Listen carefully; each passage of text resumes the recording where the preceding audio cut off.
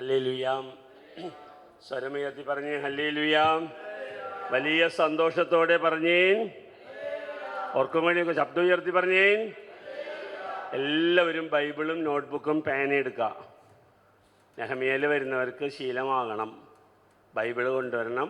കൊണ്ടുവരാത്തവരുണ്ടെന്ന് എനിക്കറിയാം. അവർക്ക് സൗജന്യ ബൈബിൾ തരുന്നു, കുത്തിക്കുറിക്കരുത്. സ്വന്തം ബൈബിള് വേണം. ഇന്നിപ്പോൾ നിങ്ങൾക്ക് ബൈബിൾ ഇവിടുന്ന് തരും. നോട്ട്ബുക്ക് ഉണ്ടെങ്കിൽ എടുക്കുക, പേന ഉണ്ടെങ്കിൽ എടുക്കുക. നെഹമ്യയിൽ വരുന്നത് കൺവെൻഷൻ കൂടി പോകാനല്ല. എന്തിനാണ് വരുന്നത്? ബൈബിൾ വചനപ്രകാരം പ്രാർത്ഥിക്കാൻ പഠിപ്പിക്കുന്നതാണ് നെഹമ്യ. ഇപ്പം ചെന്ന കഥയൊക്കെ ചെയ്ത് അല്ലേ, സാവൂളിൻ്റെ കഥയൊക്കെ പറഞ്ഞതാണ്. ബൈബിൾ പ്രകാരം പ്രാർത്ഥിക്കുന്ന ഒരു സമൂഹമായി നമ്മൾ മാറ്റപ്പെടണം. ഹല്ലേലൂയാ. നമ്മളെ പെന്തക്കോസ്തക്കാരെയൊക്കെ കളിയാക്കുക, അവർക്ക് ബൈബിൾ അറിയില്ല, ബൈബിൾ അറിയില്ല, ബൈബിൾ അറിയില്ല. ഇത് കേട്ടിട്ട് നമുക്കൊരു നാണമില്ലാണ്ട് നമ്മൾ പിന്നെ നടക്കും. നമുക്കത് മാറണം. അറ്റ്ലീസ്റ്റ് നെഹമ്യയിൽ വരുന്നവരെങ്കിലും ബൈബിളും നോട്ട്ബുക്കും പേനയൊക്കെ ആയിട്ടുണ്ട് വരണം. ഹല്ലേലൂയാ. കണ്ണ് കാണാത്തവരും ബൈബിൾ കൊണ്ടുവരണം, കാത് കേൾക്കാത്തവരും ബൈബിൾ കൊണ്ടുവരണം, വായിക്കാൻ അറിയാത്തവരും ബൈബിൾ കൊണ്ടുവരണം. ഞാനിപ്പോൾ ഒരു 2 വർഷമായിട്ട് എല്ലാ ദിവസവും കുർബാനയ്ക്ക് പോകുമ്പോൾ എൻ്റെ കയ്യിലൊരു ബൈബിൾ ഉണ്ടാവും, ചെറിയൊരു ബൈബിള്. എപ്പോഴാണ് വായിക്കുക? കുർബാനയിടയ്ക്ക് വായിക്കാൻ പറ്റുമോ? അപ്പോൾ കുർബാന സ്വീകരണം കഴിഞ്ഞ് സമയം കിട്ടുമ്പോൾ ബൈബിളിൽ ഇരുന്ന് കുറച്ച് നേരം ആ ഒരു കൊട്ടേഷൻ ഏതെങ്കിലുമൊക്കെ ഇരുന്ന് വായിക്കും. അത് ഹൃദയത്തിൽ പതിയും. ആ 5 മിനിറ്റിനുള്ളിൽ ഒരു ഇങ്ങനെ ചെറിയ ബൈബിള്, പോക്കറ്റ് ബൈബിള്, അതെടുത്തിട്ട് ഇങ്ങനെ നിവർത്തും. എല്ലാ ദിവസവും ബൈബിളും കൊണ്ടേ പോകുള്ളൂ. പരിഹസിക്കുന്നവരുണ്ടാകും, ചേട്ടനാറെ പണിയൊന്നുമില്ല എന്ന്. പക്ഷേ നമ്മളത് സ്ഥിരം കൊണ്ടുപോകും. ഹല്ലേലൂയാ. സ്വരമുയർത്തി പറഞ്ഞേ ഹല്ലേലൂയാ. അപ്പോൾ നമ്മൾ ബൈബിള് കയ്യിലുണ്ടെങ്കിൽ നമുക്ക് എളുപ്പമുണ്ട് ദൈവത്തിൻ്റെ വചനം നമുക്ക് ഹൃദയസ്ഥമാക്കാൻ പഠിക്കാനായിട്ട്. നമ്മൾ ഇന്ന് തുടക്കത്തിൽ നമ്മൾ വായിക്കുന്നത് ലൂക്കായുടെ സുവിശേഷം 8-ാം അധ്യായം 4 മുതലുള്ള വചനങ്ങളാണ്. 8-ന്റെ 4 മുതൽ 8 വരെയുള്ള വചനങ്ങൾ. ലൂക്കാ സുവിശേഷകൻ്റെ 4-ാം അധ്യായം നിങ്ങൾ കേട്ട് പരിചയിച്ച ഒരു വചനഭാഗമാണ്. 8-ാം അധ്യായം 4 മുതൽ 8 വരെയുള്ള വചനങ്ങൾ. ബൈബിള് കിട്ടിയാ? തുറന്നോ? പഠിക്കണം. നമ്മൾ 1 മണിക്കൂർ കൊണ്ട് ഒരു 100 വചനം പഠിക്കണം. കിട്ടിയാ? കിട്ടാത്തവർ അടുത്തിരിക്കുന്നവർ സഹായിച്ചു കൊടുക്കുക. കിട്ടാത്തവർക്ക്, അറിയുന്നവർ അടുത്തുള്ളവർക്ക്, അറിയാത്തവർക്ക് കാണിച്ചു കൊടുക്കൂ. അതാണ് വേണ്ടത്. ലൂക്ക 8-ാം അധ്യായം 4 മുതൽ 8 വരെയുള്ള വചനങ്ങൾ. അതിൻ്റെ എക്സ്പ്ലനേഷൻ പിന്നീട് പറയുന്നുണ്ട് 9 മുതൽ. നമ്മൾ ആദ്യത്തെ 4 മുതൽ 8 വരെയുള്ള വചനങ്ങളാണ് നമ്മളിപ്പോൾ വായിക്കുന്നത്. ഹല്ലേലൂയാ. സ്വരമുയർത്തി പറഞ്ഞ് ഹല്ലേലൂയാ. ശക്തമായി പറഞ്ഞ് ഹല്ലേലൂയാ. ഹൃദയത്തിൽ നിന്ന് പറഞ്ഞ് ഹല്ലേലൂയാ. നമുക്ക് വായിക്കാം. എന്താ, നമുക്ക് എല്ലാവർക്കും കൂടി വായിക്കാം. അപ്പം എന്താണ് ഗുണം? വായിച്ച ഒരു ബൈബിള് എല്ലാവരും കൂടി വായിച്ച എന്താ, ഒരു രസമാണോ? ഒരു നേരം പോക്കാണോ? നമ്മളെല്ലാവരും ദൈവത്തിൻ്റെ വചനം വായിക്കുമ്പോൾ നമുക്ക് ദൈവം നൽകിയിട്ടുള്ള 3 അനുഗ്രഹങ്ങളുണ്ട്. ഞാൻ എല്ലാ മാസവും വരുമ്പോൾ ഇത് പറയാറുണ്ട്. 3 അനുഗ്രഹങ്ങളുണ്ട് ദൈവത്തിൻ്റെ വചനം വായിക്കുമ്പോൾ കിട്ടുന്നത്. ആ 3 അനുഗ്രഹങ്ങൾ ഞാൻ പറഞ്ഞിട്ടാണ് നിങ്ങളോട് വായിപ്പിക്കുന്നത്. ഒന്ന്, വെളിപാടിൻ്റെ 1-ാം അധ്യായം 3-ാമത്തെ വചനം.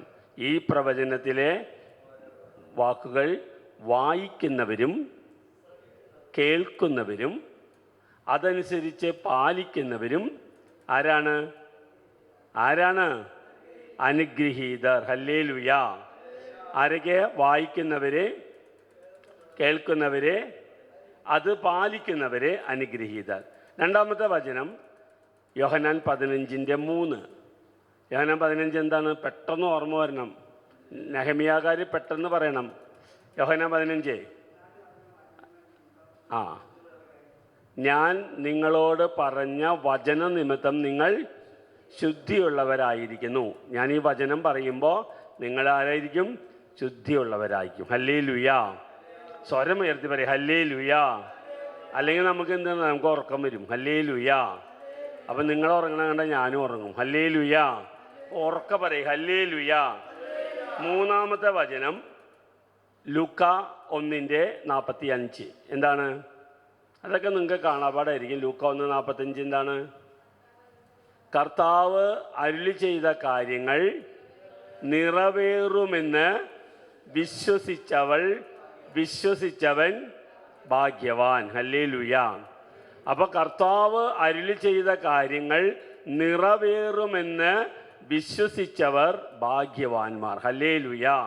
ഇപ്പോൾ കർത്താവ് ഈ വചനപുസ്തകത്തിൽ പറഞ്ഞിട്ടുള്ള കാര്യങ്ങൾ ഞാൻ ഹൃദയത്തിൽ വിശ്വസിച്ച് അധരങ്ങളെ കൊണ്ട് ഏറ്റുപറയുമ്പോൾ അത് എൻ്റെ ജീവിതത്തിൽ സംഭവിക്കുക തന്നെ ചെയ്യും. ഇതാണ് നമുക്ക് നൽകുന്ന കർത്താവ് തരുന്ന വാഗ്ദാനം. ഹല്ലേലൂയ.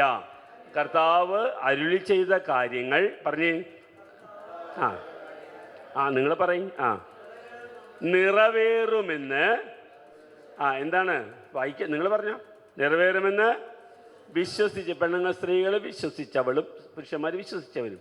വിശ്വസിച്ചവൾ ഭാഗ്യവാൻ. Hallelujah, hallelujah. അപ്പോൾ നമ്മൾ 3 വചനം പഠിച്ചു പോട്ടാ. 3 വചനം എഴുതി വെച്ച 3 വചനം. ഞാൻ അത് കഴിഞ്ഞു പോകുമ്പോൾ എത്ര വചനം പഠിച്ചു എന്ന് ചോദിക്കും. നമ്മളിനി 4-ാമത്തെ വചനത്തിലേക്ക് പോവാണ്. 8, ലൂക്ക 8, 4 മുതൽ 8 വരെയുള്ള വാക്യങ്ങൾ. അവിടെ വിതക്കാരൻ്റെ ഉപമ എന്നാണ് അതിൻ്റെ ഹെഡിങ്. നമുക്കത് എല്ലാവർക്കും ചേർന്ന് വായിക്കാം. അപ്പോൾ എല്ലാവർക്കും ചേർന്ന് വായിക്കുമ്പോൾ എന്ത് കിട്ടും? വായിക്കുന്നവര്, കേൾക്കുന്നവര്, അത് പാലിക്കുന്നവര് അനുഗ്രഹം. അപ്പം നിങ്ങൾ ആരായി? ഞാൻ എന്തായി? ദൈവത്താൽ അനുഗ്രഹിക്കപ്പെട്ടവരായി നമ്മൾ തീരും. Hallelujah, hallelujah. ഉറക്കെ പറയ് ഹല്ലേലൂയ. കൗണ്ടർ നമ്മുടെ ഇവിടെ ഇന്ന് 2, 4, 5, 3, 8, 2, 10, 12, 14, ഞാനടക്കം 15 പേരേ ഉള്ളൂ. സങ്കടപ്പെടേണ്ട. 15 പേര് എന്ന് വെച്ച് കഴിഞ്ഞാൽ 1500 പേരാണ്. വിശ്വസിക്കണം നിങ്ങൾ. ഞാൻ നോക്കുമ്പോൾ ഈ ഹോള് നിറച്ച ആൾക്കാർ ഇരിക്കുന്നുണ്ട്. നിങ്ങൾ ഇരിക്കാത്ത കസേരയിലൊക്കെ മാലാഖമാർ വന്നിരിക്കുന്നുണ്ട്. ഹല്ലേലൂയ. അപ്പം നിറയെ ആൾക്കാരാ. പിന്നെ എൻ്റെ കണ്ണിന് ഡബിൾ വിഷൻ ഉള്ള കാരണം എന്ന് വെച്ച് കഴിഞ്ഞാൽ ഒക്കെ ഇരട്ടിയായിട്ട് തോന്നിക്കുന്നുണ്ട്. അപ്പം നിങ്ങൾ 15 അല്ല, നിങ്ങൾ 30 ഉണ്ടെന്ന് എൻ്റെ കണ്ണിൽ. പിന്നെ ഇരിക്കുന്നതിലൊക്കെ മാലാഖമാരൊക്കെ വന്നിരിക്കുന്നുണ്ട്. കാരണം എന്താണ്? സ്വർഗത്തിൻ്റെ വചനമാണ് പറയുന്നത്. ഹല്ലേലൂയ. അതുകൊണ്ട് നിങ്ങൾ നമ്മുടെ ഏലിയ പറയണില്ലേ, നീ ഇന്ന് കണ്ണു തുറന്ന് നോക്ക്, അപ്പോൾ കാണാം. അപ്പോൾ ആയിരങ്ങൾ ഇങ്ങനെ ഇരിക്കുക നിങ്ങളുടെ ചുറ്റും. അപ്പോൾ നിങ്ങൾ ഒറ്റയ്ക്കല്ല, നിങ്ങളുടെ കൂടെ കർത്താവിൻ്റെ മാലാഖമാരുണ്ട്. ഹല്ലേലൂയ. ഉറക്കെ പറയേ ഹല്ലേലൂയ. നമുക്ക് വചനത്തിലേക്ക് പോകാം. വചനം എന്താണ് പറയുന്നത്? പല പട്ടണങ്ങളിൽ നിന്ന് വന്നുകൂടിയ വലിയ ഒരു ജനക്കൂട്ടത്തോട് ഉപമയിലൂടെ അവൻ യേശു അരുളി ചെയ്തു. എന്താണ് അരുളി ചെയ്തത്? 5, വിതക്കാരൻ വിതയ്ക്കാൻ പുറപ്പെട്ടു. നിർത്തി വായിക്കണം. ഞാൻ നിർത്തി, ഇനി നിങ്ങൾ വായിക്കണം. വിതക്കാരൻ വിതയ്ക്കാൻ പുറപ്പെട്ടു. വിതയ്ക്കുമ്പോൾ നിങ്ങൾ വായിക്കി. നിങ്ങൾ നിങ്ങൾ മടിയന്മാരെ, ഞാൻ വായിക്കാൻ വേണ്ടിയിട്ടാ. നിങ്ങൾ വായിക്കി. വിതയ്ക്കുമ്പോൾ ചിലത്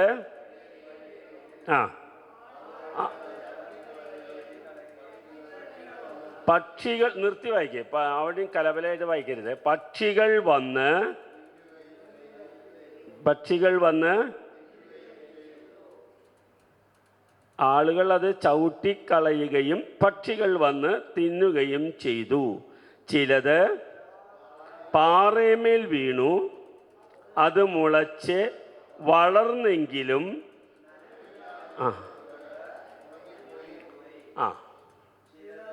ചിലത് മുൾച്ചെടികൾക്കിടയിൽ വീണു, മുൾച്ചെടികൾ അതിനോടൊപ്പം വളർന്ന് അതിനെ ഞെരുക്കിക്കളഞ്ഞു. 8 എന്താണ്? ചിലത് നല്ല നിലത്തു വീണു, അത് വളർന്നു 100 മേനി ഫലം പുറപ്പെടുവിച്ചു. തുടർന്ന് അവൻ സ്വരമുയർത്തി പറഞ്ഞു, കേൾക്കാൻ ചെവിയുള്ളവൻ. ബാക്കി ആരും കേൾക്കണ്ട, ചെവിയുള്ളവൻ കേൾക്കട്ടെ. Hallelujah, hallelujah. അപ്പം 4 തരം വിത്തുകളാണ് ഇന്ന് നമ്മൾ വിതയ്ക്കുന്നത്. ഇപ്പം ചിലത് എന്താണ്? വഴിയരികിൽ വീണു, അത് ചവിട്ടിക്കളയുകയും പക്ഷികൾ വന്ന് തിന്നുകയും ചെയ്തു. മിക്കവാറും നമ്മുടെ കൺവെൻഷനിലൊക്കെ സംഭവിക്കുന്നതാണ്. അത് വഴിയരികിൽ വീണ വിത്താണ്. കുറച്ച് കഴിയുമ്പോൾ ആളുകൾ വന്ന് ചവിട്ടി, അതുപോലെ പക്ഷികൾ വന്ന് കൊത്തിക്കൊണ്ടുപോകും. വിതയ്ക്കപ്പെട്ടവൻ്റെ ഉള്ളിൽ വേറെ ഒന്നും ഉണ്ടാവില്ല. രണ്ടാമത്തേതാണ് എന്താണ്? ചിലത് വളർന്ന് ചിലത് പാറയമേൽ വീതു, അത് മുളച്ച് വളർന്നെങ്കിലും നനവില്ലാത്തതുകൊണ്ട് ഉണങ്ങിപ്പോയി. ചിലത് മുൾച്ചെടികൾക്കിടയിൽ വീണു, മുൾച്ചെടികൾ അതിനോടൊപ്പം വളർന്ന് അതിനെ ഞെരുക്കിക്കളഞ്ഞു. ഇതും നമ്മുടെ ജീവിതത്തിൽ വചനം നമ്മൾ വായിക്കുന്നു, വലിയ ദാഹത്തോടെ നമ്മൾ വചനം വായിക്കുന്നു.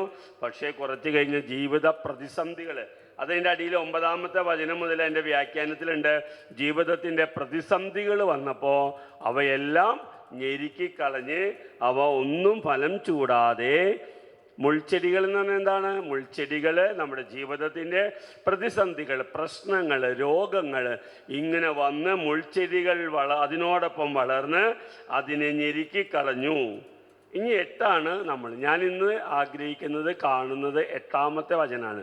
8-ൻ്റെ 8 പഠിക്കണേട്ടാ. 8-ൻ്റെ 8 പഠിച്ചോ? പറഞ്ഞ് 8-ൻ്റെ 8 മറക്കാൻ പാടില്ല. 8-ൻ്റെ 8 എന്താണ്? ചിലത് നല്ല നിലത്ത് വീണു. ചിലത് ഇപ്പം ഞാൻ ഇവിടെ കാണുന്നത് നല്ല നിലത്ത് വീഴാണ്. ഞാൻ പറയുന്ന വചനങ്ങൾ നല്ല നിലത്ത് വീണു. എന്നിട്ട് അത് വളർന്ന് 100 മേനി, ഉറക്കെ വായിക്കേ, 100 എന്നൊക്കെ പറയുമ്പോൾ അതിനൊരു 100 ഉണ്ടാവണേ. ആരാനി എന്ന് പറഞ്ഞാൽ അങ്ങനെയാണ്. 100 മേനി ഫലം പുറപ്പെടുവിച്ചു. തുടർന്ന് അവൻ സ്വരമുയർത്തി പറഞ്ഞു, കേൾക്കാൻ ചെവിയുള്ളവൻ കേൾക്കട്ടെ. ഹല്ലേലൂയ. ഇത് വളരെ പ്രധാനപ്പെട്ടൊരു വാക്കാണ്. കേൾക്കാൻ ചെവിയുള്ളവൻ. മറ്റുള്ളവർ പല കാര്യങ്ങളും കേൾക്കും, പക്ഷെ നമ്മൾ കേൾക്കേണ്ടത് ദൈവത്തിൻ്റെ വചനം തന്നെയാണ്. Hallelujah, hallelujah. എന്താണ് വചനത്തിൻ്റെ പ്രത്യേകത? ഞാൻ കഴിഞ്ഞ ക്ലാസ്സിലൊക്കെ പറഞ്ഞു, വചനത്തിൻ്റെ വളരെ വലിയൊരു പ്രത്യേകതയാണ് അത് വീണെന്ന് കേട്ട നല്ല നിലത്ത് വീണാൽ അത് ഫലം ചൂടാതെ തിരിച്ചു പോവില്ല. Hallelujah, hallelujah. നല്ല നിലത്ത് വീണ വചനങ്ങളാണെങ്കിൽ 100 മേനി ഫലം കൊയ്യുമെന്ന് പറഞ്ഞതുപോലെ, നമ്മുടെ ജീവിതത്തിലെ നല്ല നിലത്താണ് വചനം വീണതെങ്കിൽ അത് ഫലം ചൂടുക തന്നെ ചെയ്യും. അതിനൊരു വചനം നമുക്കറിയാം, ബൈബിളിലുണ്ട്. യെശയ്യാ 55:10 മുതലുള്ള വചനങ്ങൾ. ഹല്ലേലൂയ. നമുക്കൊന്ന് എടുത്ത് വായിക്കാം, ഉറക്കെ വായിക്കുന്നുണ്ടാ. യെശയ്യാ, ബൈബിൾ ഇങ്ങനെ വെറുതെ വെച്ച് മടിയിലിരിക്കാൻ പറ്റില്ല, എടുത്തെടുത്ത് വായിക്കുക. അറിയാത്തവർക്ക് അറിയുന്നവർ പറഞ്ഞു കൊടുക്കുക, യെശയ്യാ എവിടെ കിടക്കണേ എന്നൊക്കെ പറഞ്ഞു കൊടുക്കുക. ഇവൻ എൻ്റെ ചേച്ചി, ഈ ചേച്ചിക്ക് പറഞ്ഞു കൊടുക്ക്. യെശയ്യാ പറഞ്ഞു കൊടുക്ക്. അതൊരു കുറച്ചിലല്ല കേട്ടാ, നമുക്ക് വേഗം കിട്ടാൻ. യെശയ്യാ 55:10 മുതൽ അത് നിർത്തി ഒന്ന് വായിച്ചു വയ്ക്കാൻ. കിട്ടിയ താമസേട്ടാ? കിട്ടി. എല്ലാവർക്കും കിട്ടിയാ? എനിക്ക് തിരക്കൊന്നുമില്ല, 1 മണിക്കൂറുണ്ട്. 55:10 കിട്ടിയാ? ഇപ്പം ഞാൻ ചോദിക്കുന്നത്, ഞാൻ വരുമ്പോൾ ഒക്കെ വചനം പഠിച്ചിട്ട് നമ്മൾ ജീവിതം ക്രമീകരിക്കാൻ പറ്റുള്ളൂ. വചനാണ് ഒരു മനുഷ്യൻ്റെ ജീവിതത്തെ ക്രമീകരിക്കുന്നത് എന്ന് ഉറച്ച് വിശ്വസിക്കുന്ന ഒരാളാണ് ഞാൻ. ഹല്ലേലൂയ. കിട്ടിയോ? കിട്ടിയെങ്കിൽ നമുക്ക് എല്ലാവർക്കും ചേർന്ന് വായിക്കാം. എന്താണ് വായിക്കേണ്ടത്? നമുക്ക് തുടങ്ങാം. എന്താണ് 55:10? ശ്രദ്ധിക്കണേ, പേന ഉണ്ടെങ്കിൽ പേന കയ്യിൽ വെക്കുക. എന്നിട്ട് വചനപുസ്തകത്തിന്മേൽ നമ്മൾ ആവശ്യമുള്ളവർക്ക് വരയ്ക്കുക. നെഹമ്യായിലെ വചനപുസ്തകത്തിൽ വരയ്ക്കരുത് കേട്ടോ. ഓക്കെ, വായിക്കാം. മഴയും മഞ്ഞും ആകാശത്ത് നിന്ന് വരുന്നു. ശ്രദ്ധിച്ച് വായിക്കുക, എങ്ങോട്ട് മടങ്ങാതെ. ആകാശത്ത് നിന്ന് വരുന്ന മഞ്ഞും മഴയും ആകാശത്തേക്ക് മടങ്ങാതെ ഭൂമിയെ നനയ്ക്കുന്നു. അത് സസ്യങ്ങൾ മുളപ്പിച്ച് ഫലം നൽകി. ഉറക്കെ വായിച്ചു. വിതയ്ക്കാൻ വിത്തും ഭക്ഷിക്കാൻ ആഹാരവും നൽകുന്നു. പിന്നെ ഇനി അടുത്ത വചനാണ് അണ്ടർലൈൻ ചെയ്യേണ്ട വചനം. എന്താണ്? എൻ്റെ അധരങ്ങളിൽ നിന്ന് പുറപ്പെടുന്ന വാക്കും എങ്ങനെ തന്നെ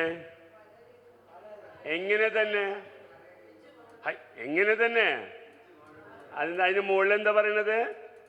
അതിന് മുകളിൽ വിതയ്ക്കാൻ വിത്തും ഭക്ഷിക്കാൻ ആഹാരം എന്ന് പറയുന്നത് അങ്ങോട്ട് മടങ്ങാതെ ഭൂമിയെ നനയ്ക്കുന്നു എന്ന് പറഞ്ഞ പോലെ എൻ്റെ അധരങ്ങളിൽ നിന്ന് പുറപ്പെടുന്ന വാക്കും അങ്ങനെ തന്നെ. എന്താണ്? എങ്ങനെയാണ് അങ്ങനെ തന്നെ എന്ന് പറഞ്ഞാൽ? എങ്ങനെയാ അത്?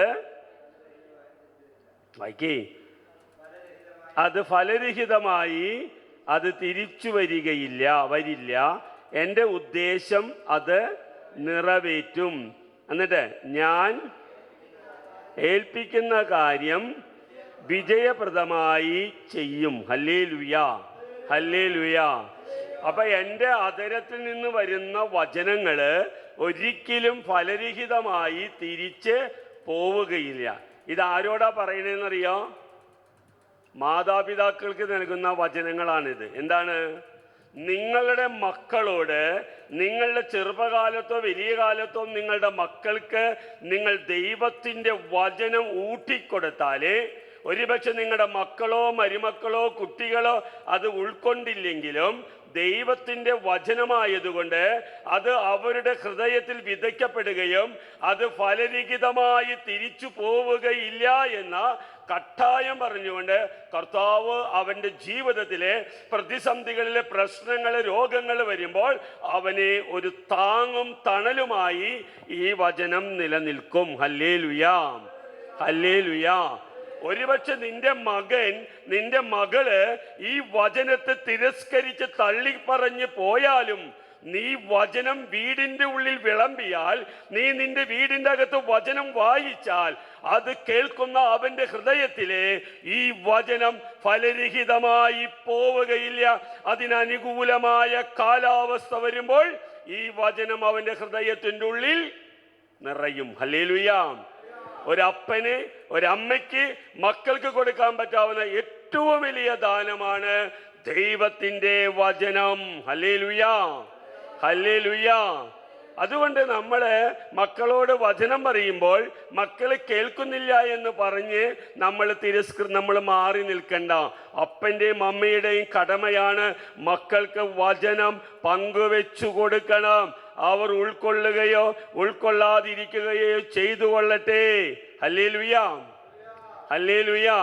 അതിന് പ്രിയമുള്ളവരെ, വചനം നമ്മൾ ഉള്ളിൽ നിറയുമ്പോൾ, ആ വചനം നമ്മൾ പങ്കുവെച്ചു കൊടുക്കുമ്പോൾ, അത് വീട്ടിലായാലും പള്ളിയിലായാലും കൺവെൻഷൻ ഗ്രൗണ്ടിലായാലും ഒറ്റ കാര്യ കർത്താവ് പറയുന്നുള്ളൂ, അത് ഫലരഹിതമായി തിരിച്ച് വരികയില്ല. ഒന്ന് പറഞ്ഞ ആ വാക്ക് ഏത് വാക്കാണ്?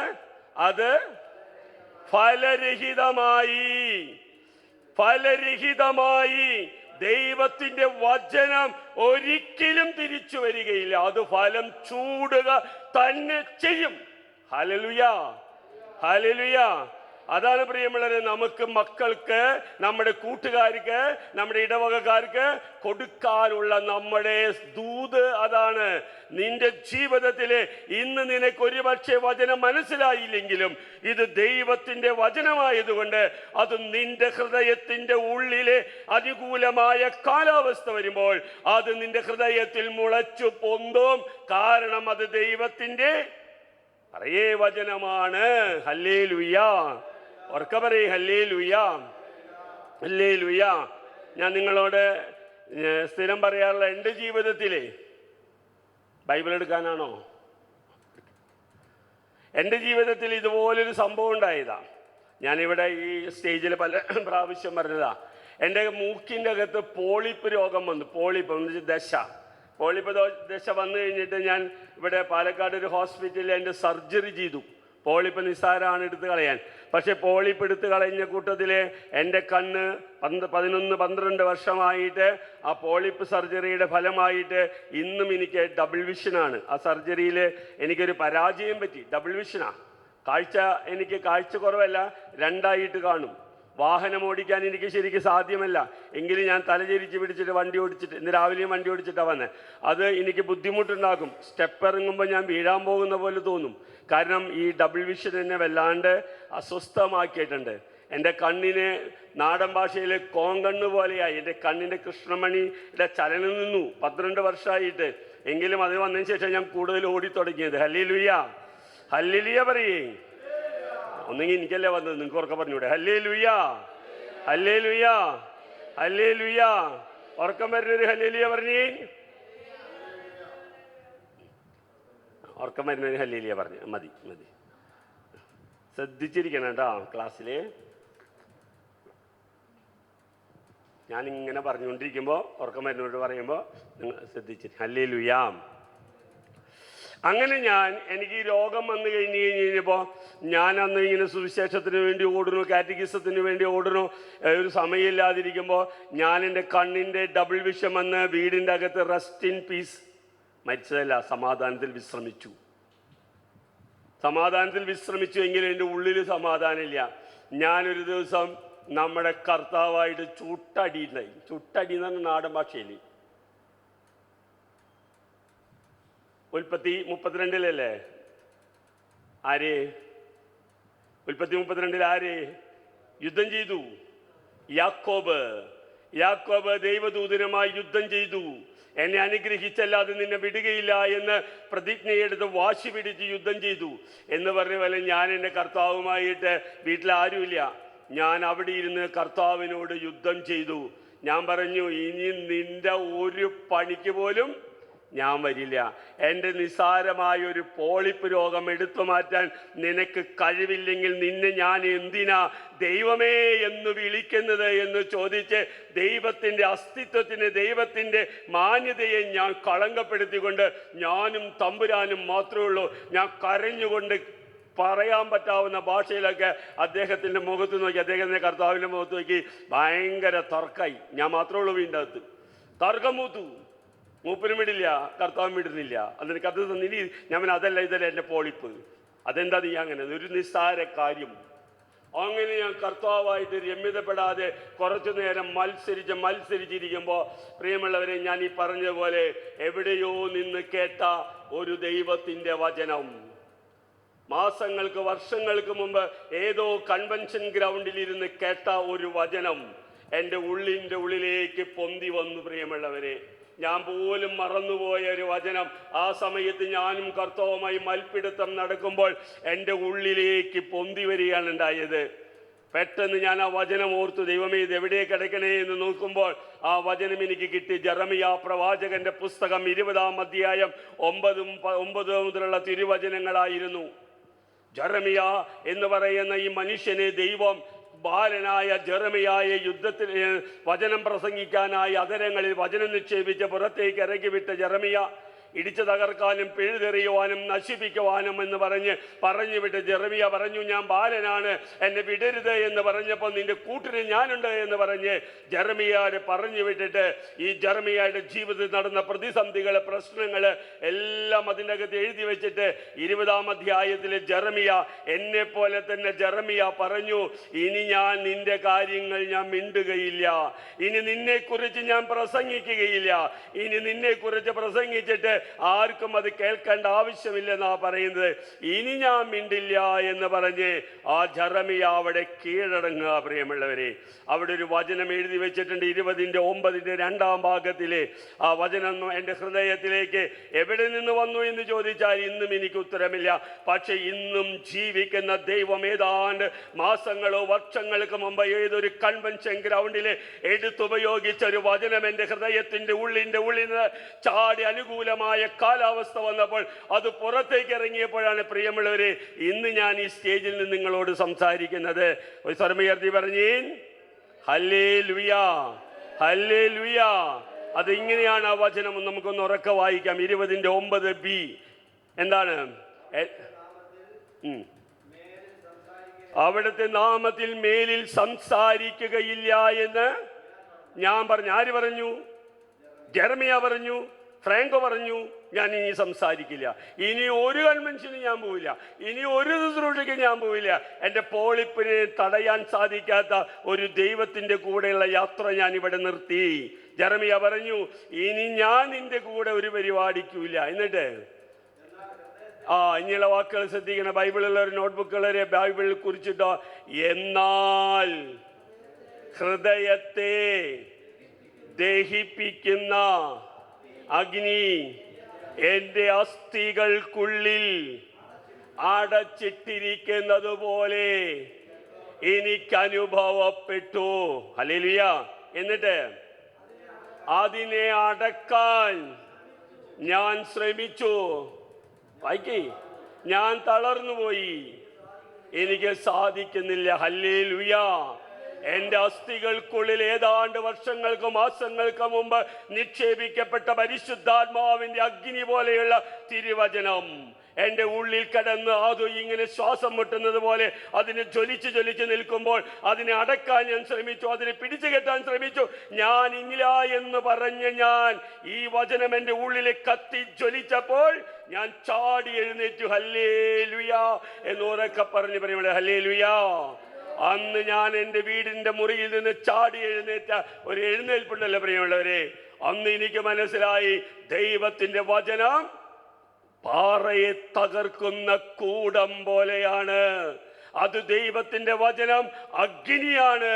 അത് നിന്റെ ഉള്ളിൽ നിറഞ്ഞു നിന്നാൽ അത് നിന്റെ ജീവിതത്തെ അത് ക്രമീകരിക്കും. ഹല്ലേലൂയ, ഹല്ലേലൂയ. വിശ്വാസമില്ലാത്തവര് ഹല്ലേലൂയ പറഞ്ഞേ. ഹല്ലേലൂയ, ഹല്ലേലൂയ. വിശ്വസിക്കുന്നവർ രണ്ട് ഹല്ലേലൂയ പറഞ്ഞേ.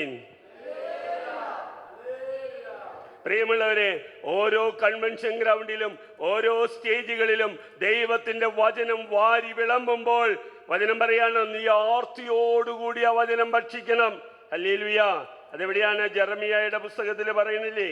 ജെറമിയ 23 അല്ല 15:16. ജെറമിയ 15:16 എന്താണ് പറയുന്നത്?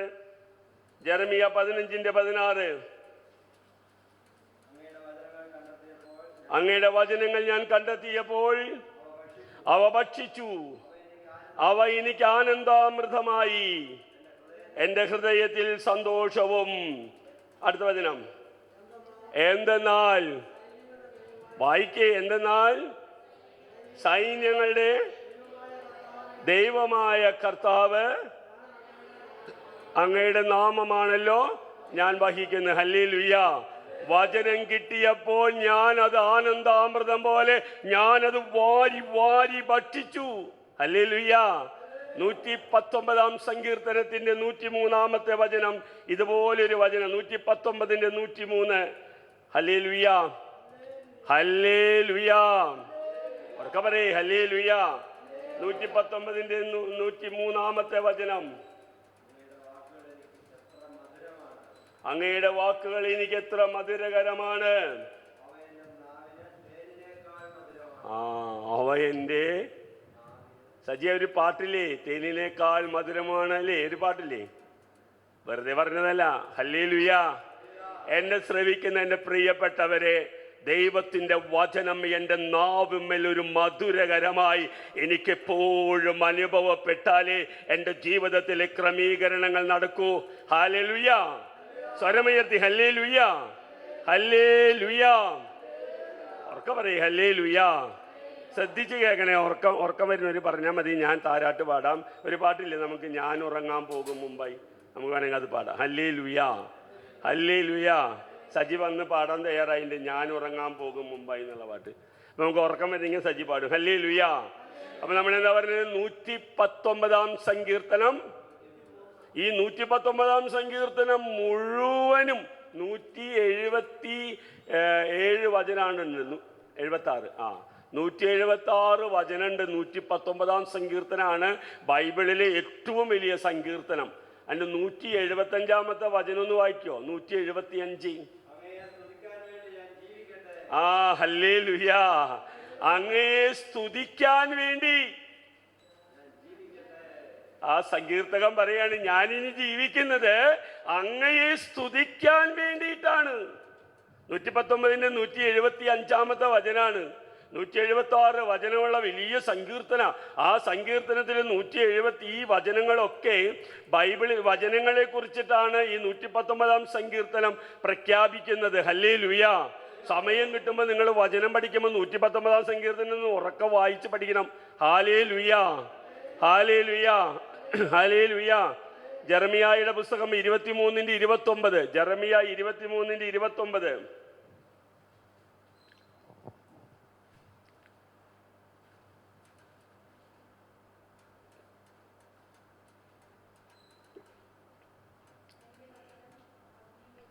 ഉറക്കെ വായിച്ചോ.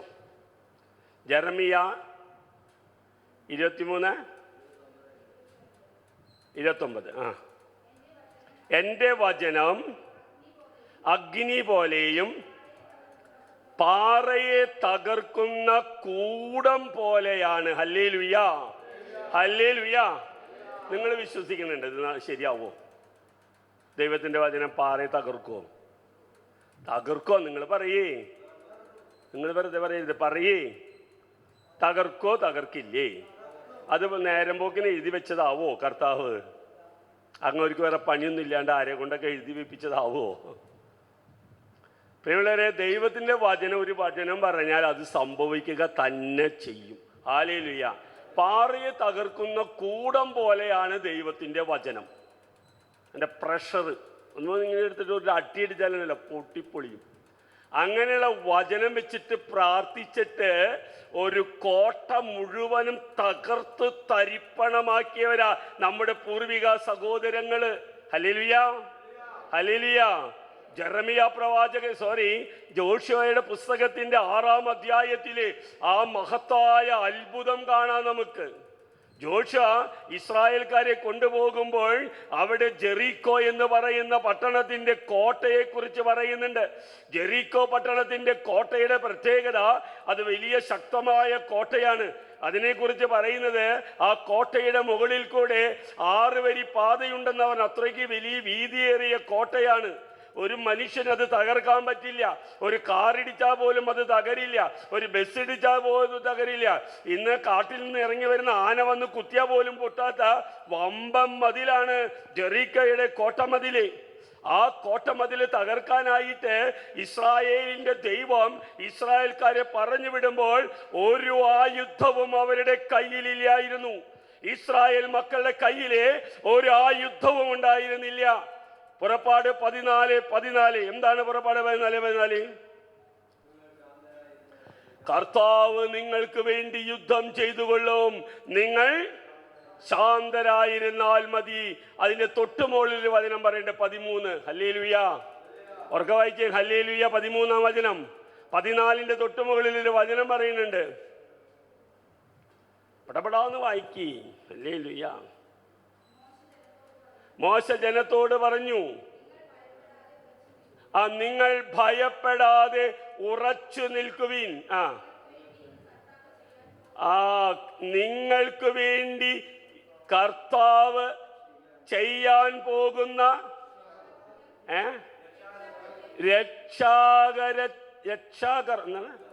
രക്ഷാകൃത്യം നിങ്ങൾ കാണും. പിന്നെ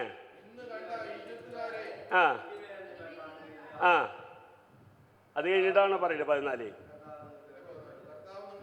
യുദ്ധം ചെയ്തുകൊള്ളും നിങ്ങൾ. ആ വചനം ഒന്നുകൂടി വായിച്ചത്. അതിനകത്ത് ഒരു വാക്ക് വിട്ടുപോയിട്ടുണ്ടല്ലോ. കർത്താവ് നിങ്ങൾക്ക് വേണ്ടി യുദ്ധം ചെയ്തുകൊള്ളും. 13.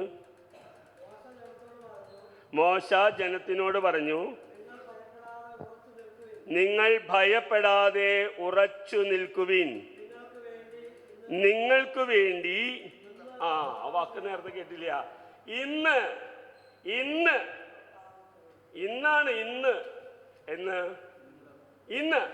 ആ വാക്ക് ഞാൻ കേട്ടില്ല. കർത്താവ് നിങ്ങൾക്ക് വേണ്ടി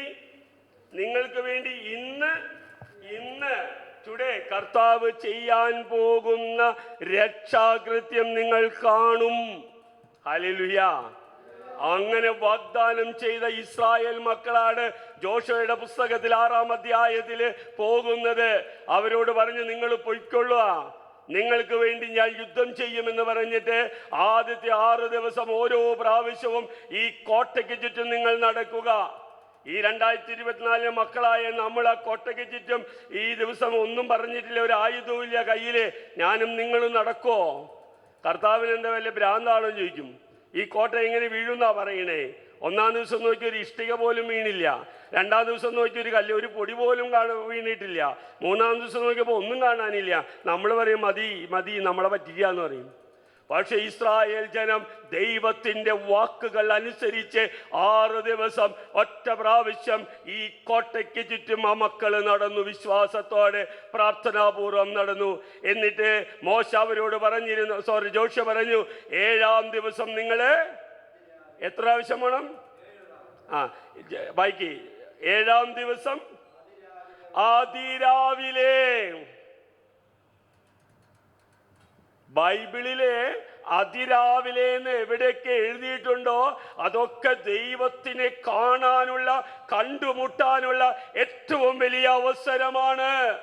ദൈവമായിട്ട് രമ്യതപ്പെടാനും ദൈവത്തെ സ്നേഹിക്കുവാനും ദൈവത്തെ കാണാനുമാണ് നിന്നോട് അതിരാവിലെ പോകാൻ പറയുന്നത്. അതിരാവിലെ നീ എഴുന്നേൽക്കണം. അതിരാവിലെ നീ എഴുന്നേറ്റ് അതിരാവിലെ നീ വായിക്കണം, പഠിക്കണം, വചനം പഠിക്കണം. ഹല്ലേലൂയ. അങ്ങനെ പറഞ്ഞു. അതിരാവിലെ നീ എഴുന്നേറ്റ് വായിക്കും 7 പ്രാവശ്യം ആദ്യത്തേതുപോലെ നിങ്ങൾ പ്രദക്ഷിണം വെക്കണം. ഹല്ലേലൂയ. അപ്പൊ എത്ര പ്രാവശ്യമായി മൊത്തം?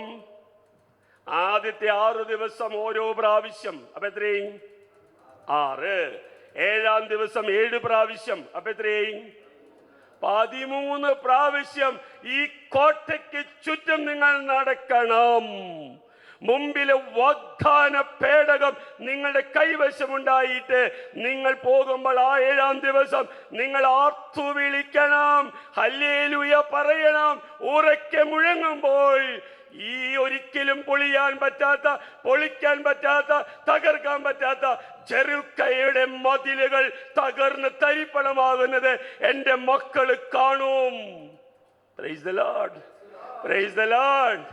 7-ാം ദിവസം 7-ാം പ്രാവശ്യവും എൻ്റെ പ്രിയപ്പെട്ടവരെ അവർ നടന്നുപോയപ്പോൾ ഈ തകർക്കാൻ പറ്റാത്ത വമ്പൻ കോട്ടയുടെ കല്ലുകൾ തകർന്ന് തരിപ്പണമായി താഴെ വീണു. Hallelujah, hallelujah. അതാ നിന്റെയും എന്റെയും കർത്താവിന്റെ പ്രത്യേകത. അവൻ പറയുന്നതനുസരിച്ച് നീ മുന്നോട്ട് പോയാൽ നിന്റെ ജീവിതത്തിന്റെ പ്രതിസന്ധികളിൽ അവൻ നിന്റെ കൈകളിൽ മുറുകെ പിടിച്ചിട്ടുണ്ടാകും. അവൻ നിന്റെ കൈ പിടിക്കും. അതാ എന്റെ കർത്താവും നിന്റെ കർത്താവുമായ കർത്താവിന്റെ ഒരു വലിയ കൃപയാ. ഹല്ലേലൂയ. അവൻ നിന്നെ 7 പ്രാവശ്യം നടത്തിയിട്ട് മൂപ്പര് സ്വർഗത്തിൽ പോയിരുന്നിട്ടൊന്നുമില്ല. ഇവരെന്താ ചെയ്യുന്നത് നോക്കാൻ. ഞാൻ നിങ്ങൾക്ക് വേണ്ടി യുദ്ധം ചെയ്തു കൊള്ളാം, നിങ്ങൾ എൻ്റെ കൂടെ ശാന്തരായി നടക്കുക. അവർ നടന്നു. എന്നെ കേൾക്കുന്ന എൻ്റെ പ്രിയപ്പെട്ടവരെ, നിന്റെ ജീവിതത്തിലെ ജെറിക്കോ മതിൽ പോലെയുള്ള വലിയ പ്രതിസന്ധികൾ വന്ന് മുട്ടി നിൽക്കുമ്പോൾ, ഉത്തരം കിട്ടാത്ത ചോദ്യങ്ങൾ വരുമ്പോൾ, രോഗങ്ങൾ നിന്നെ വേട്ടയാടുമ്പോൾ, നീ പതറരുത്, അസ്വസ്ഥപ്പെടരുത്. ദൈവത്തിന്റെ വചനം എടുത്തുകൊണ്ട് അവയ്ക്കെതിരെ നീങ്ങുമ്പോൾ നിന്റെ കയ്യിൽ ഒരു ആയുധവും വേണ്ട, ഒരു മനുഷ്യന്റെ പ്രയത്നവും വേണ്ട. നിന്റെ മുമ്പിലുള്ള ജെറിക്കയെ പോലെയുള്ള ഈ പ്രതിസന്ധിയെ തകർക്കാൻ ദൈവത്തിന്റെ വചനമാകുന്ന കൂടം കൊണ്ട് സാധിക്കും. ഹല്ലേലൂയ പറഞ്ഞേ, ഹല്ലേലൂയ പറഞ്ഞേ. അതാ കർത്താവ് പറഞ്ഞത്, നിങ്ങൾ ശാന്തരായിരിക്കുക. നിങ്ങൾക്കറിയാലോ, ലൂക്കായുടെ സുവിശേഷം 10-ാം അധ്യായത്തിലെ 10 കുഷ്ഠരോഗികൾക്ക്, അതിലല്ലേ 10 കുഷ്ഠരോഗികൾക്ക് സൗഖ്യം കിട്ടുന്നു. അവിടെ എന്താ സംഭവിച്ചത്?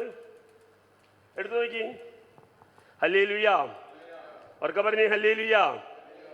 ലൂക്കാ സുവിശേഷകൻ പരിശുദ്ധാത്മാവ് തോന്നിപ്പിച്ച് പറയാൻ പറഞ്ഞ ഹല്ലേലൂയ. 10 കുഷ്ഠരോഗികൾക്ക് സൗഖ്യം കൊടുക്കുന്നു. 17-ാമത്തെ കിട്ടിയ 10 അല്ലേ? 17, സോറി, 17-ന്റെ 10, 17-ന്റെ എടുത്ത 17. ഹല്ലേലൂയ. 17-ന്റെ 11 മുതൽ 17-ന്റെ 11 എന്താണ് പറയുന്നത്? ജെറുസലേമിലേക്കുള്ള യാത്രയിൽ അവർ സമറിയായ്ക്കും ഗലീലയ്ക്കും മധ്യ കടന്നു പോവുകയായിരുന്നു. അവൻ ഒരു ഗ്രാമത്തിൽ പ്രവേശിച്ചപ്പോൾ അകലെ നിന്നിരുന്ന 10 കുഷ്ഠരോഗികൾ അവനെ കണ്ടു.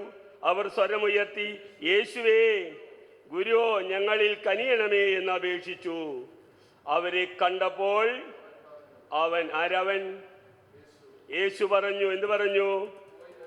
പോയി നിങ്ങളെ തന്നെ പുരോഹിതന്മാർക്ക് കാണിച്ചു കൊടുക്കുവീൻ. ഹല്ലേലൂയ.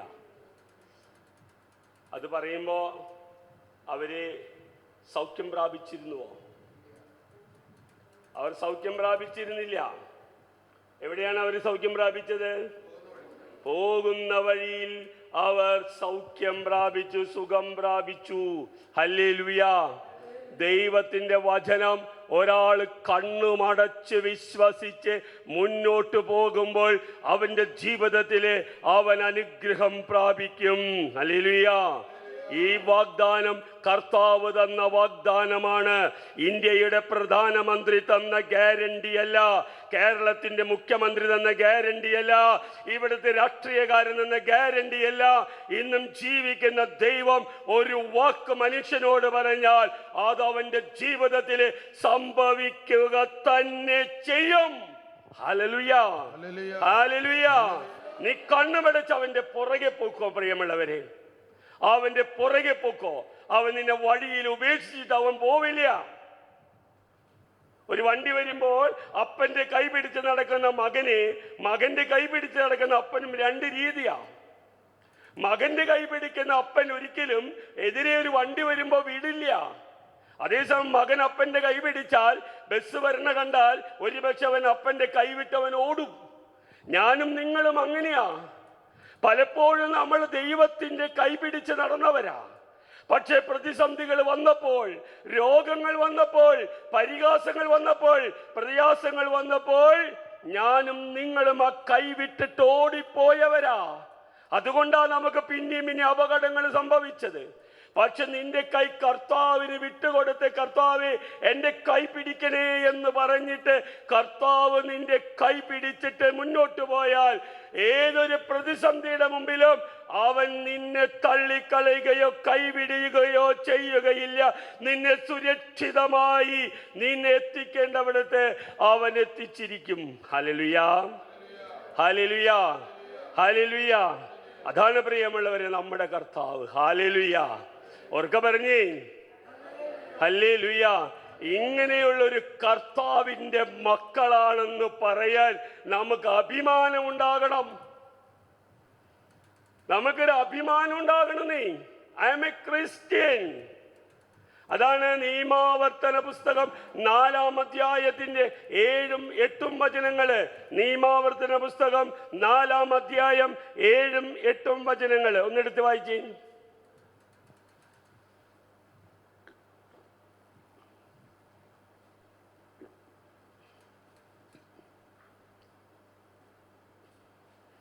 കിട്ടിയ?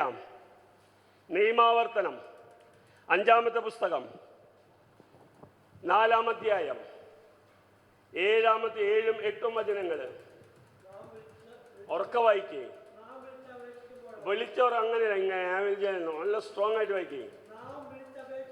കിട്ടിയാൽ നിങ്ങൾക്ക്, കിട്ടാത്തവരെ സഹായിച്ചു കൊടുക്ക് കിട്ടാൻ. നിയമാവർത്തന പുസ്തകം ഇന്നൊരു പ്രതിജ്ഞ എടുക്കണം. ബൈബിള് പഠിക്കാമെന്ന് വാശി പിടിക്കണം കേട്ടാ.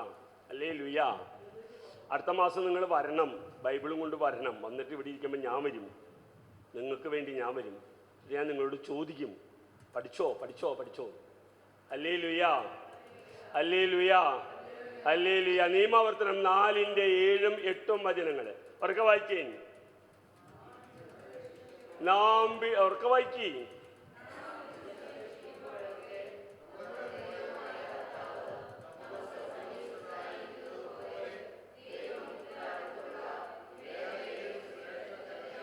ഒന്നുകൂടി വായിച്ചേ. നാം വിളിച്ചപേക്ഷിക്കുമ്പോൾ വായിക്ക്, ശരിക്കും വായിക്കും, മലയാളത്തിൽ വായിക്കും. നാം വിളിച്ചപേക്ഷിക്കുമ്പോൾ ഓക്കെ, നമ്മുടെ ദൈവമായ കർത്താവ് നമുക്ക് സമീപസ്ഥനായിരിക്കുന്നത് പോലെ ദൈവം ഇത്ര അടുത്തുള്ള ഏത് ശ്രേഷ്ഠ ജനതയാണുള്ളത്. ഹല്ലേലൂയ, ഹല്ലേലൂയ, ഞാൻ കർത്താവേ എന്ന് വിളിക്കുമ്പോൾ ഓടി വരുന്ന ഒരു ദൈവമുള്ള ഏത് ജനമാണ് ലോകത്തിലുള്ളത്? Hallelujah, hallelujah. മർക്കോസിന്റെ സുവിശേഷം, അത് പേജ് കളയണ്ട അവിടെ വയ്ക്കി. മർക്കോസിന്റെ സുവിശേഷം 10-ാം അധ്യായം 45 മുതൽ ബർത്തിമിയോസ് എന്ന് പറയുന്ന മനുഷ്യൻ കർത്താവ് പോകുന്നത് കണ്ടിട്ട് കർത്താവിനെ വിളിച്ചു, ദാവീദിന്റെ പുത്ര എന്നിൽ കനിയണമേ. ബർത്തിമിയോസ് ആരായിരുന്നു? ബർത്തിമിയോസ്, തിമോസിന്റെ മകൻ ബർത്തിമിയോസ്. അവൻ ആരായിരുന്നു? നിങ്ങളൊന്ന് പറഞ്ഞേ. പോരാ.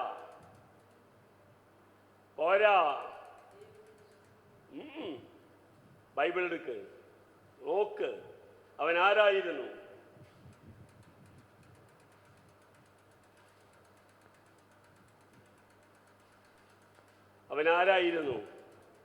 വഴിയരികിലിരുന്ന പറയ് ശരിക്ക്. അന്ധനായ യാചകനായിരുന്നു. ആര്? ബർത്തിമിയോസ്. അന്ധനായ യാചകനായിരുന്നു. ആര്? ബർത്തിമിയോസ്. അവൻ എന്താ ക്വാളിഫിക്കേഷൻ? യാചകൻ ക്വാളിഫിക്കേഷൻ. അവനൊരു വിദ്യാഭ്യാസവും ഇല്ല, അവന്റെ കയ്യിൽ പൈസയില്ല, അവന്റെ കയ്യിൽ സമ്പത്തില്ല, അവന്റെ കയ്യിൽ വലിയ കാര്യങ്ങളൊന്നുമില്ല, നല്ല കൂട്ടുകെട്ടില്ല. അവൻ അന്ധനായ യാചകനായിരുന്നു.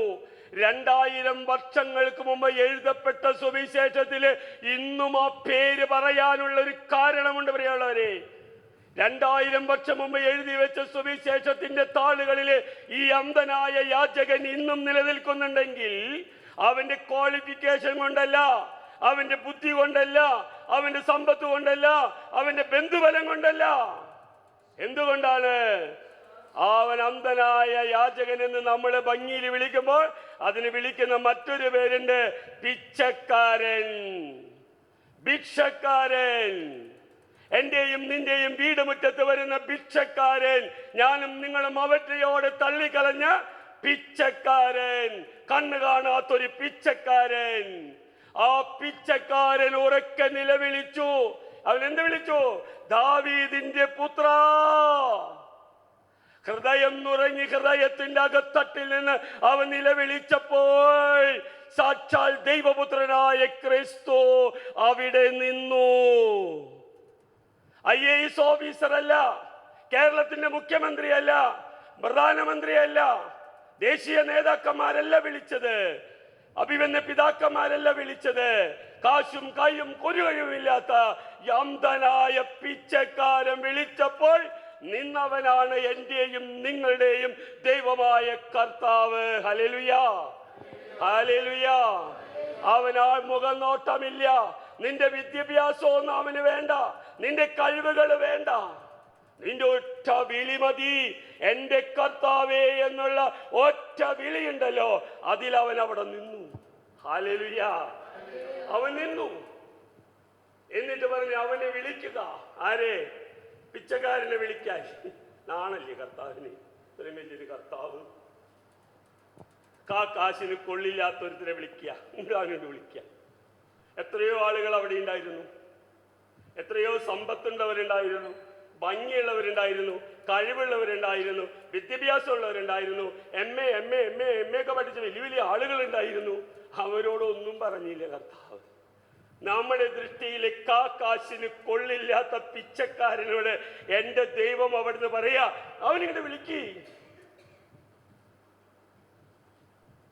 അപ്പൊ ആളുകള് ഇവനോട് പറഞ്ഞു, നമ്മളെ പോലത്തെ ക്രിസ്ത്യാനികള്, പതുക്കെ വിളിക്കടാ, പതുക്കെ പറയടാ, കർത്താവ് പൊക്കോട്ടറാ, ഇത്രയും വലിയൊരു മനുഷ്യൻ പോകുമ്പോൾ ഇങ്ങനെ ബഹളം കൂട്ടാണ്ടിരിക്കടാ, നിനക്ക് ഭ്രാന്താണോടാ എന്ന് ചോദിച്ചു.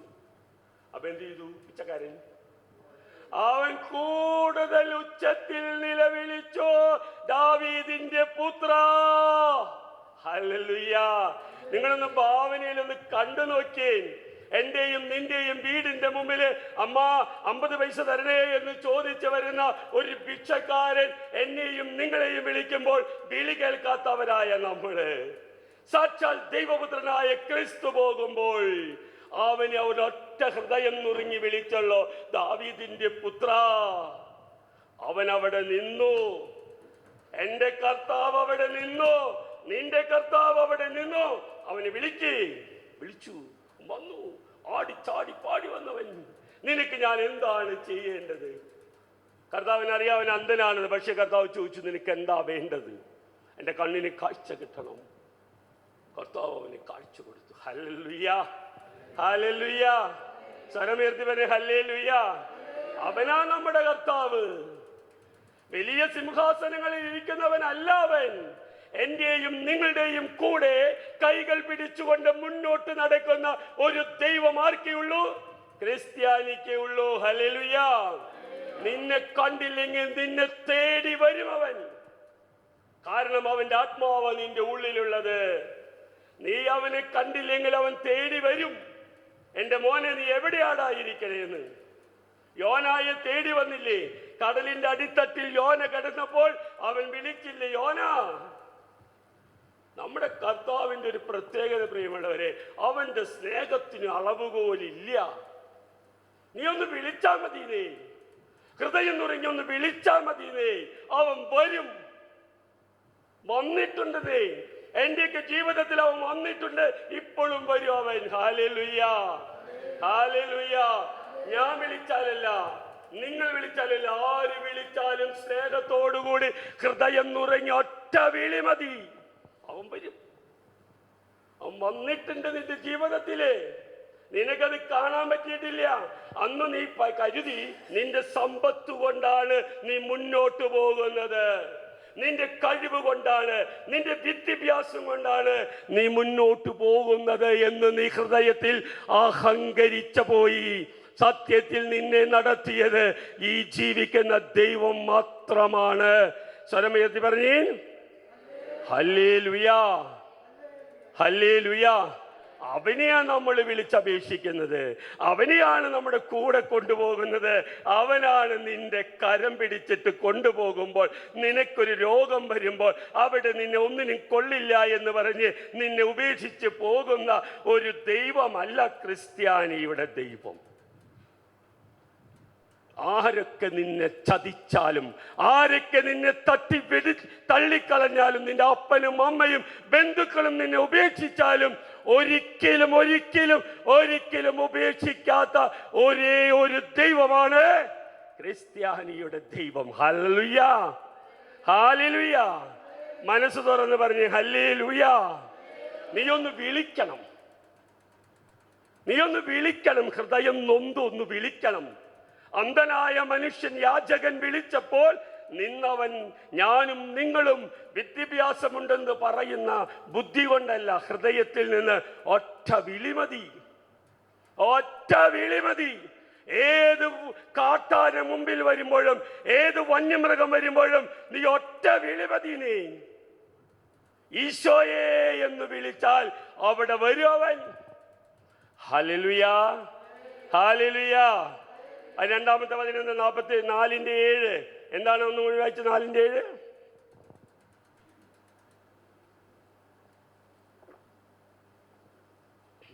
നിയമാവർത്തനം. നാം വിളിച്ചപേക്ഷിക്കുമ്പോഴേക്ക്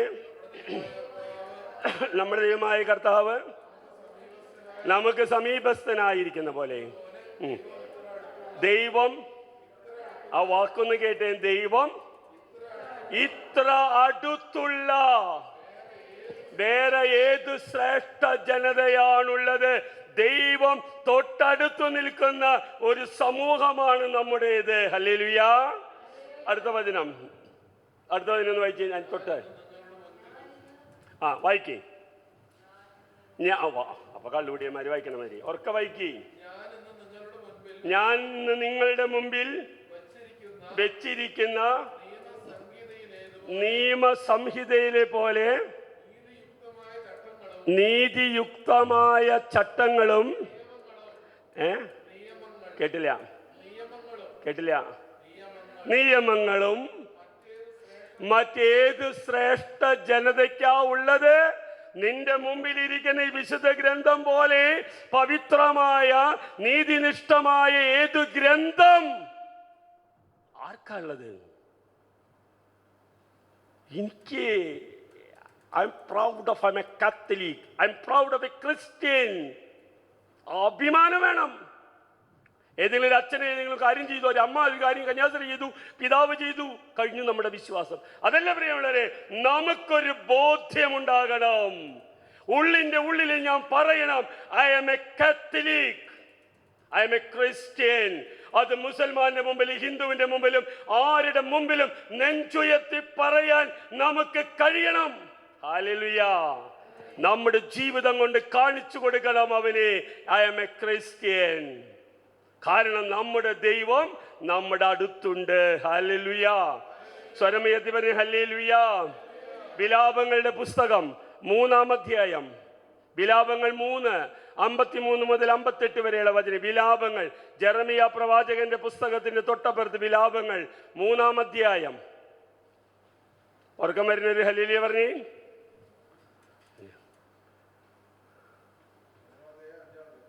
3-ാം അധ്യായം 5-ാമത്തെ അധ്യായം 3-ാം അധ്യായം 53 അല്ലേ? 50 ആ പാരഗ്രാഫ് എങ്ങനെ തുടങ്ങണേ? ആ ശ്രദ്ധിക്കുക. അവർ കിട്ടിയാ 10 മിനിറ്റും കൂടെ ഉള്ളൂ. ഞാൻ ഇപ്പോൾ പോവും. അച്ഛൻ കുർബാനയ്ക്ക് വരും. 12 12:15 കുർബാനയാ. എന്താണ് കിട്ടിയാ? വിലാപങ്ങൾ ജെറമിയ പ്രവാചകന്റെ പുസ്തകത്തിന്റെ തൊട്ടപ്പുറത്ത്, വിലാപങ്ങളുടെ തൊട്ടപ്പുറത്ത് ജെറമിയ. കിട്ടിയാ? ഇന്ന് കൈ കഴക്കണം നിങ്ങളുടെ. ഹല്ലേലൂയ. കിട്ടിയാ? നിയമാവർത്തനല്ല, സോറി, വിലാപങ്ങൾ 3-ാം അധ്യായം 53 മുതലുള്ള വചനങ്ങൾ. ബൈബിൾ വായിക്കേ. സജീവ് മൈക്കിൽ വായിക്കും വേണമെങ്കിൽ വായിക്കേ. തോമസറെ കിട്ടിയില്ലേ? വിലാപങ്ങളായിന്ന് പോയാ? അവർ എന്നെ ജീവനോടെ കുഴിയിൽ തള്ളി. നിർത്തി വായിക്കണ, ഇല്ലെങ്കിൽ ഞാൻ അവിടെ നിന്ന് വരും. അവർ എന്നെ ജീവനോടെ കുഴിയിൽ തള്ളി. അവർ എന്റെ മേൽ കേക്ക്. അവർ എന്താണ്? ഒന്നാമത്തെ സംഭവം എന്താ? അവർ എന്നെ ജീവനോടെ കുഴിയിൽ തള്ളി. 2, അവർ എന്റെ മേൽ കല്ലുരുട്ടി വെച്ചു. എന്തിനാ കല്ലുരുട്ടി വെച്ചത്? കല്ലെന്തിനാ ഉരുട്ടി വെച്ച? പല്ലല്ല, കല്ല്. ഇനി കുഴിന്ന് ഇവൻ പൊന്താൻ പാടില്ല. മനസ്സിലായ? എന്റെ ചേട്ടനാകാം, എന്റെ അയൽവാസിയാകാം, എന്റെ ഭർത്താവാകാം, എന്റെ ഭാര്യയാകാം, എന്നെ തള്ളി കുഴിയിലിട്ടു. എന്നിട്ട് ഇനി ഞാൻ ആ കുഴിയിൽ നിന്ന് പൊന്താതിരിക്കാൻ വേണ്ടിയിട്ട് എന്റെ മേലെ കല്ല് കൊണ്ടുവന്ന് വെച്ച് എന്നെ പൊന്താൻ അനുവദിക്കുന്നില്ല. 2, 3 വെള്ളം എന്നെ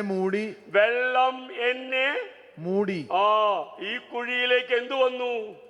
വെള്ളം എന്നെ മൂടി. അപ്പൊ എന്തൊക്കെയായി? കുഴിയിലായി, കല്ലുരുട്ടി വെച്ചു, വെള്ളം വന്നു. പിന്നെ ഞാൻ നശിച്ചു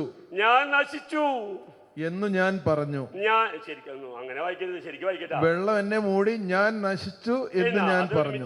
ഞാൻ നശിച്ചു എന്ന് ഞാൻ പറഞ്ഞു. ആര് പറഞ്ഞു? അയാള് പറഞ്ഞു.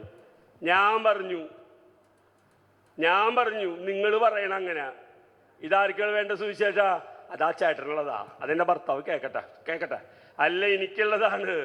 ഞാൻ കുഴിയിൽ വീണു, കല്ല് കയറ്റി വെച്ച് എൻ്റെ മേല് വെള്ളം ഒഴിച്ച് എന്നെ ഞാൻ പൊന്തരുത്, ശ്വാസം മുട്ടി ചാവണം, അങ്ങനെയൊക്കെ വെച്ചിട്ട് എൻ്റെ ബന്ധുക്കള് എന്നെ മൂടിയിട്ടു. എന്നിട്ട് എന്തായി? 3-4 അവരെൻ്റെ മേല് കല്ല് വെച്ചു, വെള്ളം ഒഴിച്ചു, വെള്ളം എന്നെ മൂടി, ഞാൻ നശിച്ചു എന്ന് പറഞ്ഞ് നിർത്തരുത്. ഞാൻ നശിച്ചുപോയി എന്ന് ഞാൻ വിചാരിച്ചു, അല്ലേ? ഞാൻ വിചാരിച്ചു എന്റെ കാര്യം പോക്കായിന്ന്. പക്ഷേ അടുത്ത വചനം, കുഴിയുടെ അടിയിൽ നിന്ന്. ഇനി പ്രത്യാശയുടെ വചനം. കുഴിയുടെ അടിയിൽ നിന്ന്. എവിടെ നിന്നാണ്? കുഴിയുടെ അടിയിൽ നിന്ന്. കർത്താവേ, ഞാൻ അങ്ങയുടെ നാമം വിളിച്ചപേക്ഷിച്ചു. അങ്ങനെയാണോ? കുഴിയുടെ അടിയിൽ നിന്ന്. കർത്താവേ, ഞാൻ അങ്ങയുടെ നാമം വിളിച്ചപേക്ഷിച്ചു. ഓക്കെ. സഹായത്തിനായുള്ള എന്റെ നിലവിളിക്കെതിരെ അവിടുത്തെ ചെവി അടയ്ക്കരുതേ. അയാളുടെ പ്രാർത്ഥനയാണ്. ഞാൻ നശിച്ചുപോയി കർത്താവേ, ഇനി എന്നെ രക്ഷിക്കാൻ ആർക്കും കഴിയില്ല. ഞാൻ അതുപോലെയുള്ള രോഗാവസ്ഥയിലാണ്, അതുപോലെ കുടുംബജീവിതത്തിൻ്റെ പ്രതിസന്ധികളാണ്. ഭാര്യ വിട്ടുപോയി, ഭർത്താവ് വിട്ടുപോയി, മക്കളെന്നെ ഉപേക്ഷിച്ചു. അങ്ങനെ ഞാനൊരു പെരുവഴിയിൽ ഒരു കുഴിയിൽ കിടക്കാണ്.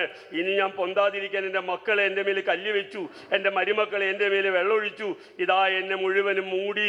ഇനി ഞാൻ നശിച്ചുപോയി. കുഴിയുടെ അടിയിൽ നിന്ന് ഞാൻ ഉറക്കെ നിലവിളിച്ചു പറഞ്ഞു, എൻ്റെ സഹായത്തിന് വേണ്ടിയുള്ള എൻ്റെ നിലവിളി കേൾക്കരുതേ എന്ന്. കേൾക്കാതിരിക്കും എന്താണ് വചനം പറഞ്ഞത്? അവർക്ക് വായിക്കാൻ.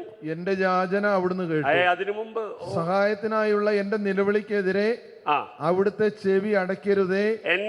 നിന്റെ ചെവി അടയ്ക്കരുതേ എന്ന എന്റെ യാചന അവിടുന്ന് കേട്ടു. അവിടുന്ന് കേട്ടു. നീ എവിടെയാ കിടക്കണത്? ഇപ്പോ എവിടെ ഇരിക്കുന്നത്? ഓരോരുത്തരും നോക്ക എവിടെ ഇരിക്കണെന്ന്. എവിടെയാണ്? ധ്യാന മന്ദിരത്തിലെ കസാരയിലല്ല. എല്ലാവർക്കും അവരുടേതായ പ്രതിസന്ധികളുണ്ട്, ഇല്ലേ? പ്രതിസന്ധികളും പ്രശ്നമില്ലാത്തൊരു കൈവയ്ക്കുമെന്ന് എനിക്കൊന്ന് കാണാൻ വേണ്ടിയിട്ട്, സന്തോഷത്തോടെ അവരെ കാണാൻ വേണ്ടിയിട്ടാണ്. ഞാൻ അവരോട് ചോദിക്കാനാണ്, എങ്ങനെയാണ് നിങ്ങൾ ജീവിക്കലെന്ന്.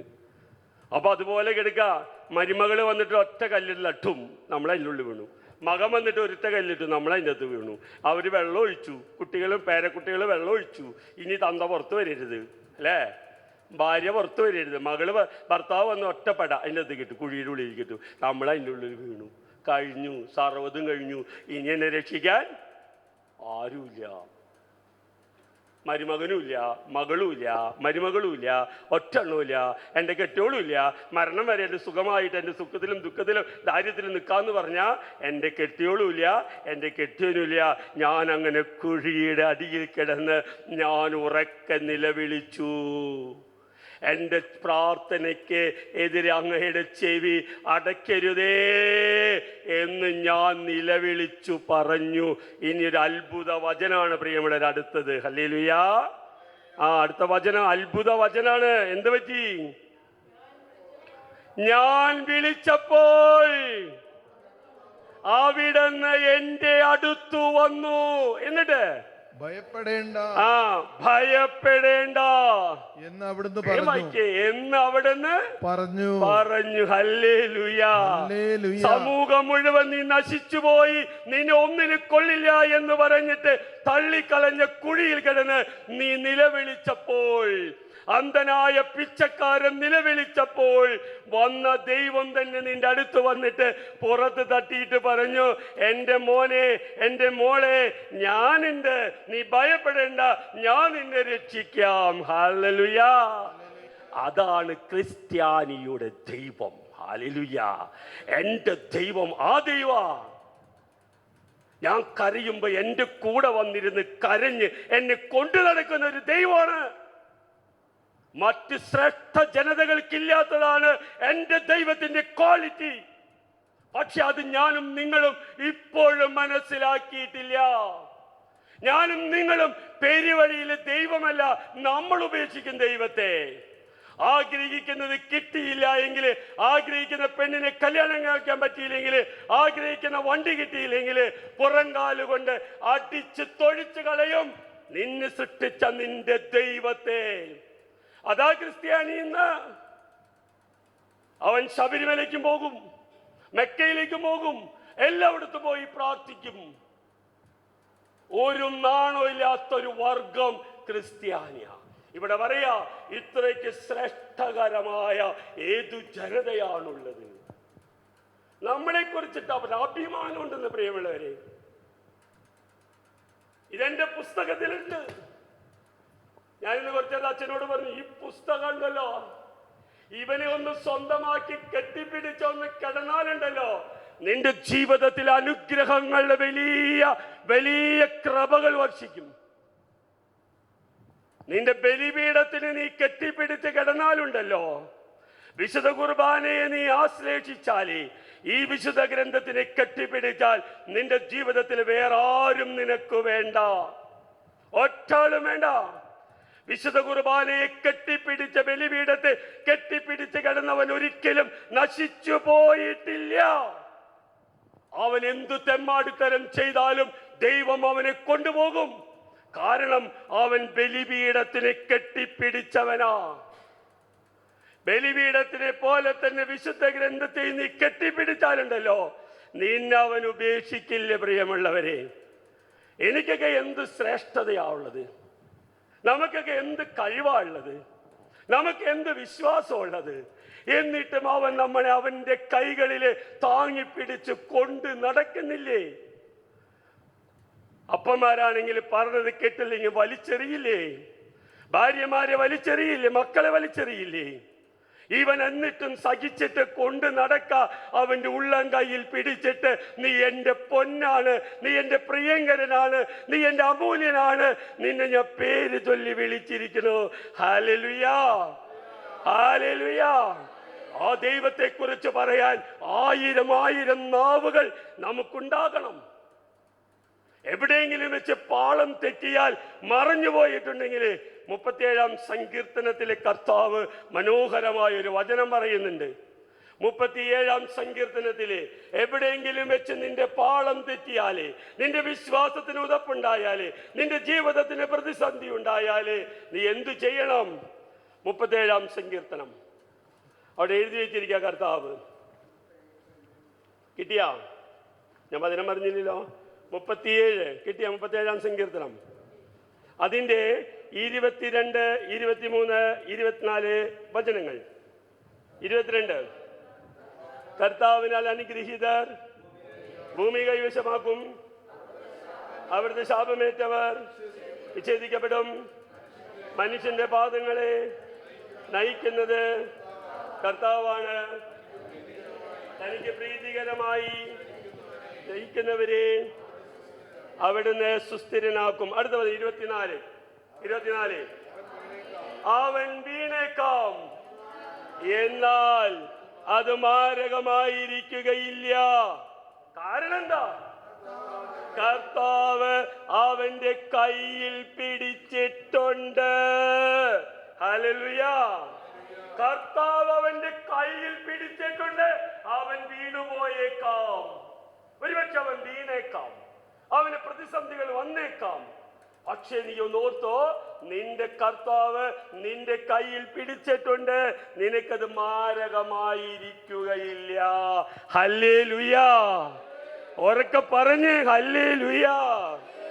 31-ാമത്തെ സങ്കീർത്തനം 31-ന്റെ 22 എടുത്തേ. 31-ന്റെ 22 എന്നിട്ട് നമുക്ക് ഇവിടെ നിർത്താം. ഹല്ലേലൂയാ. 31-ന്റെ 22 എന്താ പറയണേ? വായിക്ക്. കണ്ണു കാണാനില്ല. അങ്ങയുടെ ദൃഷ്ടിയിൽ നിന്ന് ഉറക്കെ പറയേ, വായിക്ക്. അവർക്ക് ആദ്യം മുതൽ വായിക്കേ. അങ്ങയുടെ ദൃഷ്ടിയിൽ നിന്ന് ഞാൻ പുറന്തള്ളപ്പെട്ടു എന്ന് എന്റെ പരിഭ്രമത്തിൽ ഞാൻ പറഞ്ഞുപോയി. എന്നിട്ട്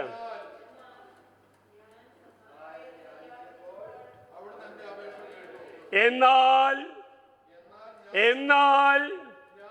ഞാൻ സഹായത്തിനായി വിളിച്ചപ്പോൾ അവിടുന്ന് എന്റെ അപേക്ഷ കേട്ട് എന്റെ അടുത്തേക്ക് അവൻ വന്നു. ഹല്ലേലൂയാ. നിന്റെ പ്രത്യാശ മനുഷ്യനാകരുത്, നിന്റെ പ്രത്യാശ മനുഷ്യനാകരുത്, നിന്റെ മകനാകരുത്, നിന്റെ മകളാകരുത്, നിന്റെ പേരക്കുട്ടിയാകരുത്. നിന്റെ പ്രത്യാശ എന്നും നിലനിൽക്കുന്ന നിന്റെ ദൈവമായ കർത്താവ് മാത്രമായിരിക്കണം. ഹല്ലേലൂയാ. നീ രോഗാവസ്ഥയിൽ കിടക്കുമ്പോൾ, മറ്റുള്ളവർ നിനക്കെതിരെ ദൂഷണം പറയുമ്പോൾ, നിന്നെ പരിഹസിക്കുമ്പോൾ, നിന്നെ തള്ളിപ്പറയുമ്പോൾ, നിനക്ക് ഒന്നുമില്ല എന്ന് പറയുമ്പോഴും നീ പ്രത്യാശയോടുകൂടി അവന്റെ മുഖത്തേക്കൊന്ന് നോക്കിയാൽ അവൻ പറയും, വാ, നീ വാട ഇങ്ങട്, നീ എന്റെ പൊന്നു കുട്ടനല്ലടാ, നീങ്ങട് വാ, നീ ഓമന കുട്ടനല്ലേ, നീങ്ങട് വാ എന്ന് പറഞ്ഞ് അവന്റെ മാറോട് ചേർത്ത് പിടിച്ച് കെട്ടിപ്പിടിച്ച് അവൻ ഉമ്മ വയ്ക്കും. ഹല്ലേലൂയാ. അവൻ ഉമ്മ വയ്ക്കും തോമസ് ഏട്ടാ. ഹല്ലേലൂയാ. കെട്ടിപ്പിടിച്ച് ഉമ്മ വയ്ക്കും. എഫ്രായിം, നീ എന്റെ ഓമന കുട്ടനല്ലേ, നീങ്ങട് വാ, നീ ഇങ്ങട് വാ. നിന്റെ പ്രതിസന്ധി നീ എന്നെ വിളിച്ചില്ലേ, നിന്റെ സന്തോഷത്തിന് നീ എന്നെ വിളിച്ചില്ലേ, നീ ഇങ്ങട് വാ. കെട്ടിപ്പിടിച്ച് ഒരപ്പനെ പോലെ കവിളുകളിൽ ഉമ്മ വെച്ചിട്ട് അവൻ അവൻ്റെ കൈകളിൽ നിന്നെ താങ്ങിക്കൊണ്ടു പോകും. ഹല്ലേലൂയ. മറ്റുള്ളവരെ നോക്കി നിന്ന് ലജ്ജിതരാകും. നിന്റെ തകർച്ച ആരംഭിച്ചു എന്ന് പറഞ്ഞവരെ, കുഴിയിൽ വീണു എന്ന് പറഞ്ഞവരെ, നീ ഇനി ഉയരുകയില്ല എന്ന് പറഞ്ഞവരെ ലജ്ജിച്ചുകൊണ്ട് തലതാഴ്ത്തി പോകും. കർത്താവിന്റെ ദാസനെ കർത്താവ് പൊക്കിക്കൊണ്ടുപോകും. Hallelujah, hallelujah. ഒറ്റ വിളി മതി. നിന്റെ ക്വാളിഫിക്കേഷൻ ഒക്കെ മാറ്റിവെക്കി, നിന്റെ സമ്പത്ത് മാറ്റിവെക്കി, നിന്റെ ജീവിതത്തിന്റെ സാഹചര്യങ്ങൾ മാറ്റി വെച്ചിട്ട് ഇപ്പൊ നീ ഒറ്റ വിളി വിളിച്ചാ മതി, എന്റെ കർത്താവേ. എല്ലാത്തിൻ്റെയും ഉത്തരം അതിൻ്റെ ഉള്ളിലുണ്ട്. ഞാനിത് പുസ്തകത്തിൽ വായിച്ചതല്ല പ്രിയമുള്ളവരെ, ഞാൻ എൻ്റെ ജീവിതത്തിൽ കണ്ടെത്തിയ വലിയ സമ്പത്താണ് എൻ്റെ ദൈവമായിട്ടുള്ള എൻ്റെ ബന്ധം. ഹല്ലേലൂയ. എനിക്കെതിരെ 10,000 വന്നപ്പോഴും എനിക്കെതിരെ 1000 ആഞ്ഞടിച്ചപ്പോഴും ഞാൻ പതറിപ്പോയ നിമിഷങ്ങൾ ഉണ്ടായിട്ടുണ്ടെങ്കിലും അപ്പോഴൊക്കെ ഇവൻ എൻ്റെ അടുത്ത് വന്ന് പറയും, മോനെ നീ പേടിക്കണ്ട, നീ പേടിക്കണ്ട, ഞാൻ നിന്റെ കൂടെയുണ്ട്. അങ്ങനെ ഒരു ക്രിസ്ത്യാനി ധൈര്യത്തോടെ പറഞ്ഞാൽ നിനക്കെതിരെ ഒരു വന്യമൃഗങ്ങളോ ഒരു രാഷ്ട്രീയ കൊലപാതകങ്ങളോ ഒരു രാഷ്ട്രീയക്കാരനോ നിന്റെ രോമത്തുമ തൊടാൻ വരില്ല. പക്ഷെ അവനറിയാം നീ അത് പറയില്ല എന്ന്. അവനറിയാം നീ വിളിക്കില്ല എന്ന്, ദൈവത്തെ വിളിക്കില്ല എന്ന് അവനറിയാം. നീ മനുഷ്യനെയും വനവകുപ്പ് മന്ത്രിയുടെയും രാഷ്ട്രീയക്കാരൻ്റെയും ഫോറസ്റ്റ് റേഞ്ചറുടെയൊക്കെ വീട് വളയാനും റോട്ടിൽ കുത്തിയിരിക്കാനും നീ പോകുള്ളൂ.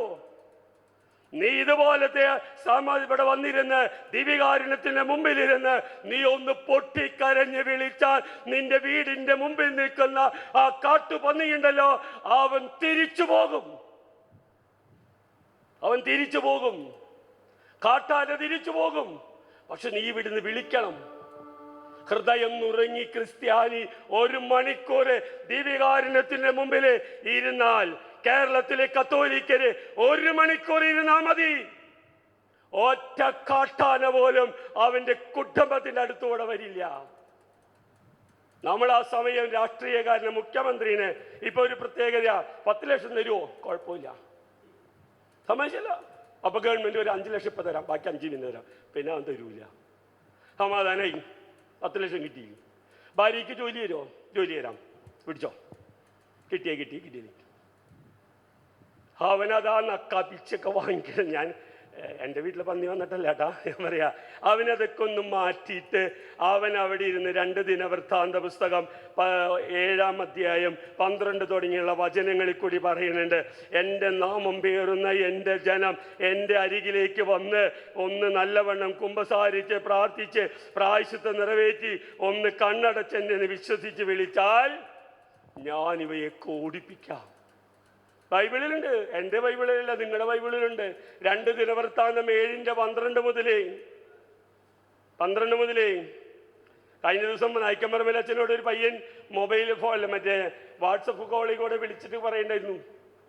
അപ്പോൾ നായിക്കമ്പറമ്പിലച്ഛൻ പറഞ്ഞു, നമുക്കുള്ളൊരു വചനം ഉണ്ടല്ലോ, നീ അത് പറയും. അതെന്നാ ആ പാമ്പ്ലാനി പിതാവിനൊന്ന് പറഞ്ഞു കൊടുക്ക്, റബ്ബറിന് വില കൂട്ടിയാ ഊട്ടിയാന്നാ പറഞ്ഞേ. അപ്പോൾ നായിക്കമ്പറമ്പിലച്ഛൻ പറഞ്ഞു, പാമ്പ്ലാനി പിതാവിൻ്റെ ഫോൺ നമ്പർ ഉണ്ട് നിൻ്റെ കയ്യിൽ? അച്ഛന്മാർക്കില്ലേ? ഉണ്ടോ? നീ എനിക്കിതാ. ഇനി 2, നിന്റെ കയ്യിൽ ഫോണുണ്ടോ? ഉണ്ട്, കയ്യിൽ വയ്ക്ക്. മൊബൈൽ ഫോൺ വെച്ചിട്ട് നിന്റെ ബൈബിൾ എടുത്ത് നീ വചനം വായിക്ക്, ഞാൻ പറഞ്ഞു തരാം വചനം, നീ വായിച്ചിട്ട് നീ എന്നോട് വിളിക്കുന്നു. ഹല്ലേലൂയ. നായിക്കമ്പറമ്പിലച്ഛൻ്റെ ഒരു പ്രഭാഷണം ഉണ്ടായിരുന്നു. നമ്മൾ വിളിക്കുമോ? നമ്മൾ വനവകുപ്പ് മന്ത്രിക്ക് കഴിവില്ല എന്ന് പറഞ്ഞിട്ട് അയാളെ തെറി പറഞ്ഞിട്ട് വല്ല കാര്യമുണ്ടാ? കാട്ടാനയ്ക്ക് ബുദ്ധിയില്ല, മനുഷ്യന് ബുദ്ധിയുണ്ട്, കാട്ടാനയ്ക്ക് ബുദ്ധിയില്ല. അത് വരും, ഭക്ഷണം കിട്ടാൻ വരും. അതിനെ തടയാൻ എങ്ങനെയാ പറ്റുക? ഫെൻസിങ് എന്താണ്, ചുറ്റും. അവനതിൻ്റെ അപ്പുറം ചാടി വരും, അവൻ. ഒറ്റ കാര്യമുള്ളൂ എൻ്റെ പ്രിയ സഹോദരി. ഇന്നലെ ഞാൻ നെന്മാറയിൽ പറഞ്ഞ് എനിക്ക് ദൈവം തന്ന ഒരു കാഴ്ചപ്പാടാ. ദൈവിക സംവിധാനങ്ങൾ എവിടെയെല്ലാം തകർന്നു പോയിട്ടുണ്ടോ അവിടെയൊക്കെ അരക്ഷിതാവസ്ഥ വരും. ദൈവത്തിനൊരു സംവിധാനം ജനതകളെ കുറിച്ചുണ്ട്, ലോകത്തെ കുറിച്ചുണ്ട്. അവിടെ എവിടെയെല്ലാം ആ സംവിധാനം തകർക്കപ്പെടുന്നുണ്ടോ അവിടെ അരക്ഷിതാവസ്ഥ വരും, വന്യമൃഗങ്ങൾ വരും, പ്രതിസന്ധികൾ വരും, അഴിമതി വരും, രോഗങ്ങൾ കുതിച്ചു കയറി വരും. അതിനെന്ത് വേണം? ദൈവിക സംവിധാനത്തെ മനസ്സിലാക്കാൻ ക്രിസ്ത്യാനി പഠിക്കണം.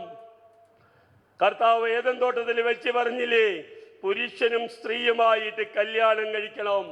പുരുഷൻ ഏകനായിരിക്കുന്നല്ല എന്ന് പറഞ്ഞ് സ്ത്രീയെ കൂട്ടിന് കൊടുത്തു. ഇന്ന് സമൂഹം പറയുന്നു, കോടതി പറയുന്നു, രാഷ്ട്രീയക്കാർ പറയുന്നു, ആണിനും ആണിനും കല്യാണം കഴിക്കാം, പെണ്ണിനും പെണ്ണിനും കല്യാണം കഴിക്കാം, അതല്ലെങ്കിൽ ആണിൻ്റെ കൂടെ പെണ്ണിനെ താമസിക്കാം, കല്യാണം കഴിക്കണ്ട. എൻ്റെ പ്രിയ സഹോദരി സഹോദരങ്ങളെ, ദൈവിക സംവിധാനം എവിടെയെല്ലാം തകർക്കപ്പെടുന്നുവോ അവിടെ അരക്ഷിതാവസ്ഥ വന്നുകൊണ്ടിരിക്കും. അത് നിന്റെ കുടുംബത്തിലും, നിന്റെ വീട്ടിലും, നിന്റെ സമൂഹത്തിലും, നിന്റെ ബിസിനസ്സിലും, നിന്റെ തൊഴിൽ സ്ഥാപനങ്ങളിലും, നിന്റെ കൃഷിയിടങ്ങളിലും ദൈവിക സംവിധാനങ്ങൾ തകർത്താൽ അത് നിനക്ക് അരാജകത്തിലേക്ക് നീ പടിപടിയായിട്ട് മുന്നോട്ട് പോകും. ആരും വിളിച്ച് കുറ്റപ്പെടുത്തിയിട്ട് കാര്യമൊന്നുമില്ല. മോദിനെ വിളിച്ചിട്ടൊന്നും കാര്യമില്ല. മോദി 55,000 പറഞ്ഞു തരും, ഗ്യാരണ്ടി. പിണറായി വിജയനും പറഞ്ഞു തരും, VD സതീശൻ പറഞ്ഞു തരും. ഒക്കെ പറച്ചിലേ ഉള്ളൂ. ആന കുത്തിക്കൊന്നതിന് 10 ലക്ഷം 5 ലക്ഷം കൊടുത്തിട്ട് മിന്നാണ്ട് പോയി. ഭാര്യയ്ക്ക് ജോലി കൊടുക്കാന്ന് പറഞ്ഞു. ഓ, നമുക്ക് സമാധാനമായി. ചിലവരിപ്പോൾ പ്രാർത്ഥിക്കണമെന്നാ പറഞ്ഞു, ആനൊന്ന് കുത്തി കിട്ടിയാൽ മതി എന്ന് പറഞ്ഞാൽ 10 ലക്ഷം കിട്ടില്ലേ. ഇയാളെ കൊണ്ട് ഒരു ഉപകാരമില്ലാത്ത, ഇയാളെ കൊണ്ട് ഒരു ഉപകാരമില്ല. എന്നാൽ ആന കുത്തിക്കോട്ടെ, എന്നൊരു 10 ലക്ഷം കിട്ടില്ലേ, ഭാര്യയ്ക്ക് ജോലിയും കിട്ടില്ലേ. അപ്പം അങ്ങനെ പറയണത് ആൾക്കാർ. ഈ കാട്ടുപ്രദേശത്തുള്ളവരൊക്കെ ആഗ്രഹിച്ച് പ്രാർത്ഥിക്കുന്ന അങ്ങനെയാണ്. കർത്താവേ ആനയെ കുത്തണേ, ആന കുത്തണേ, ആന കുത്തണേ, 10 ലക്ഷം കിട്ടും, സമാധാനമായി. നമ്മൾ ഇതിൻ്റെ അപ്പുറത്ത് അഭ്യാസം ചെയ്തിരുന്നിട്ടൊന്നും എൻ്റെ അഭിപ്രായത്തിൽ ഒരു കാര്യമില്ല. മക്കളെ, നിന്റെ ജീവിതത്തിൽ പ്രതിസന്ധി ഉണ്ടോ? അത് ദൈവം അനുവദിച്ചതാണ്. ആ പ്രതിസന്ധിയെ തരണം ചെയ്യാൻ ഈ പുസ്തകത്തിൽ ദൈവം വഴികളും തന്നിട്ടുണ്ട്. ഇവൻ ഒരു കള്ളനൊന്നും അല്ല കേട്ടോ, ഇതിൻ്റെ ഉള്ളിൽ എഴുതി വെച്ചവൻ. നിങ്ങളെ ഓർത്തോളോ, ഇവൻ പൊട്ടനൊന്നുമല്ല, ഇവൻ വിശ്വാസ വഞ്ചകനല്ല, അവൻ ഒന്നുമല്ല. അവൻ നിന്നെ സ്നേഹിച്ചത് കൊണ്ട് അവൻ ഈ പുസ്തകം നിന്റെ കയ്യിൽ തന്നത്. നിന്റെ ഷോക്കേസിൽ പൂജിച്ച് വെച്ചിട്ട് കാര്യമില്ല. അതെടുത്ത് പഠിക്കണം, അതെടുത്ത് വായിക്കണം, അതെടുത്ത് മനനം ചെയ്യണം, അതെടുത്ത് ധ്യാനിക്കണം. അപ്പം നിന്റെ ജീവിതത്തിൽ കർത്താവ് അത്ഭുതം പ്രവർത്തിക്കും. ഹല്ലേലൂയ. അത്ഭുതം പ്രവർത്തിക്കാൻ കഴിവുള്ള ഒരേ ഒരു ദൈവമേ ഇന്നുള്ളൂ. അതാണ് കർത്താവായ യേശു ക്രിസ്തു. കർത്താവ് യേശുവിൽ നീ വിശ്വസിക്കുക, നീയും നിന്റെ കുടുംബവും രക്ഷ പ്രാപിക്കും. ഹല്ലേലൂയ. ദൈവം നിങ്ങളെ സമൃദ്ധമായിട്ട് അനുഗ്രഹിക്കട്ടെ. എൻ്റെ വിശുദ്ധ കുർബാനയിൽ നിങ്ങൾ പ്രാർത്ഥിക്കുക, തുടർന്ന് വരുന്ന ആരാധനയിൽ പ്രാർത്ഥിക്കുക. കർത്താവെ, ശിഷ്യന്മാര് 2 പ്രാർത്ഥനകളാണ് നടത്തിയത്. ശിഷ്യന്മാര് കർത്താവിനോട്, ഒന്ന് ലൂക്ക 11 പറഞ്ഞു, കർത്താവെ ഞങ്ങളെ പ്രാർത്ഥിക്കാൻ പഠിപ്പിക്കണേ. രോഗശാന്തി കൊടുക്കാനുള്ള വരല്ല ചോദിച്ചത്, മരിച്ചവരെ ഉയർപ്പിക്കാനുള്ള വരല്ല ചോദിച്ചത്. കർത്താവ് പ്രാർത്ഥിക്കുന്നത് കണ്ടപ്പോൾ ശിഷ്യന്മാര് കർത്താവിനോട് ലൂക്ക 11 പറഞ്ഞു, കർത്താവേ ഞങ്ങളെ പ്രാർത്ഥിക്കാൻ പഠിപ്പിക്കണേ. മറ്റൊരവസരത്തിൽ 17:5 ലൂക്ക 17:5 കർത്താവിനോട് പറഞ്ഞു, ഞങ്ങളുടെ വിശ്വാസം. ഈ 2 കാര്യങ്ങളും കർത്താവിനോട് ശിഷ്യന്മാർക്ക് ചോദിച്ചതാ. അവർക്ക് വേറെ ചോദിക്കായിരുന്നു, മരിച്ചവനെ ഉയർപ്പിക്കാനുള്ള കഴിവ് തരണേ, ഞങ്ങൾ ഇങ്ങനെ പോകുമ്പോൾ അവിടെ രോഗശാന്തി ഉണ്ടാകട്ടെ, ഇങ്ങനെ പോകുമ്പോൾ കാട്ടുമൃഗം വേറാതിരിക്കട്ടെ ചോദിക്കായിരുന്നു. പക്ഷെ അവൻ അതൊന്നും ചോദിച്ചില്ല. ഞങ്ങളെ പ്രാർത്ഥിക്കാൻ പഠിപ്പിക്കണമേ, ഞങ്ങളുടെ വിശ്വാസം. ഹല്ലേലൂയ. നിങ്ങൾ കുർബാനയിൽ നിന്ന് തീക്ഷ്ണമായി പ്രാർത്ഥിക്കുക, നിങ്ങൾ വിശുദ്ധ ആരാധനയിൽ സജീവമായി പ്രാർത്ഥിക്കുക. നിങ്ങളുടെ ദൈവം സമൃദ്ധമായിട്ട് അനുഗ്രഹിക്കട്ടെ. വീണ്ടും നമുക്ക് മറ്റൊരു ദിവസം കാണാമെന്ന പ്രതീക്ഷയോടുകൂടി നിങ്ങളുടെ പ്രാർത്ഥനയിൽ എന്നെ കൂടി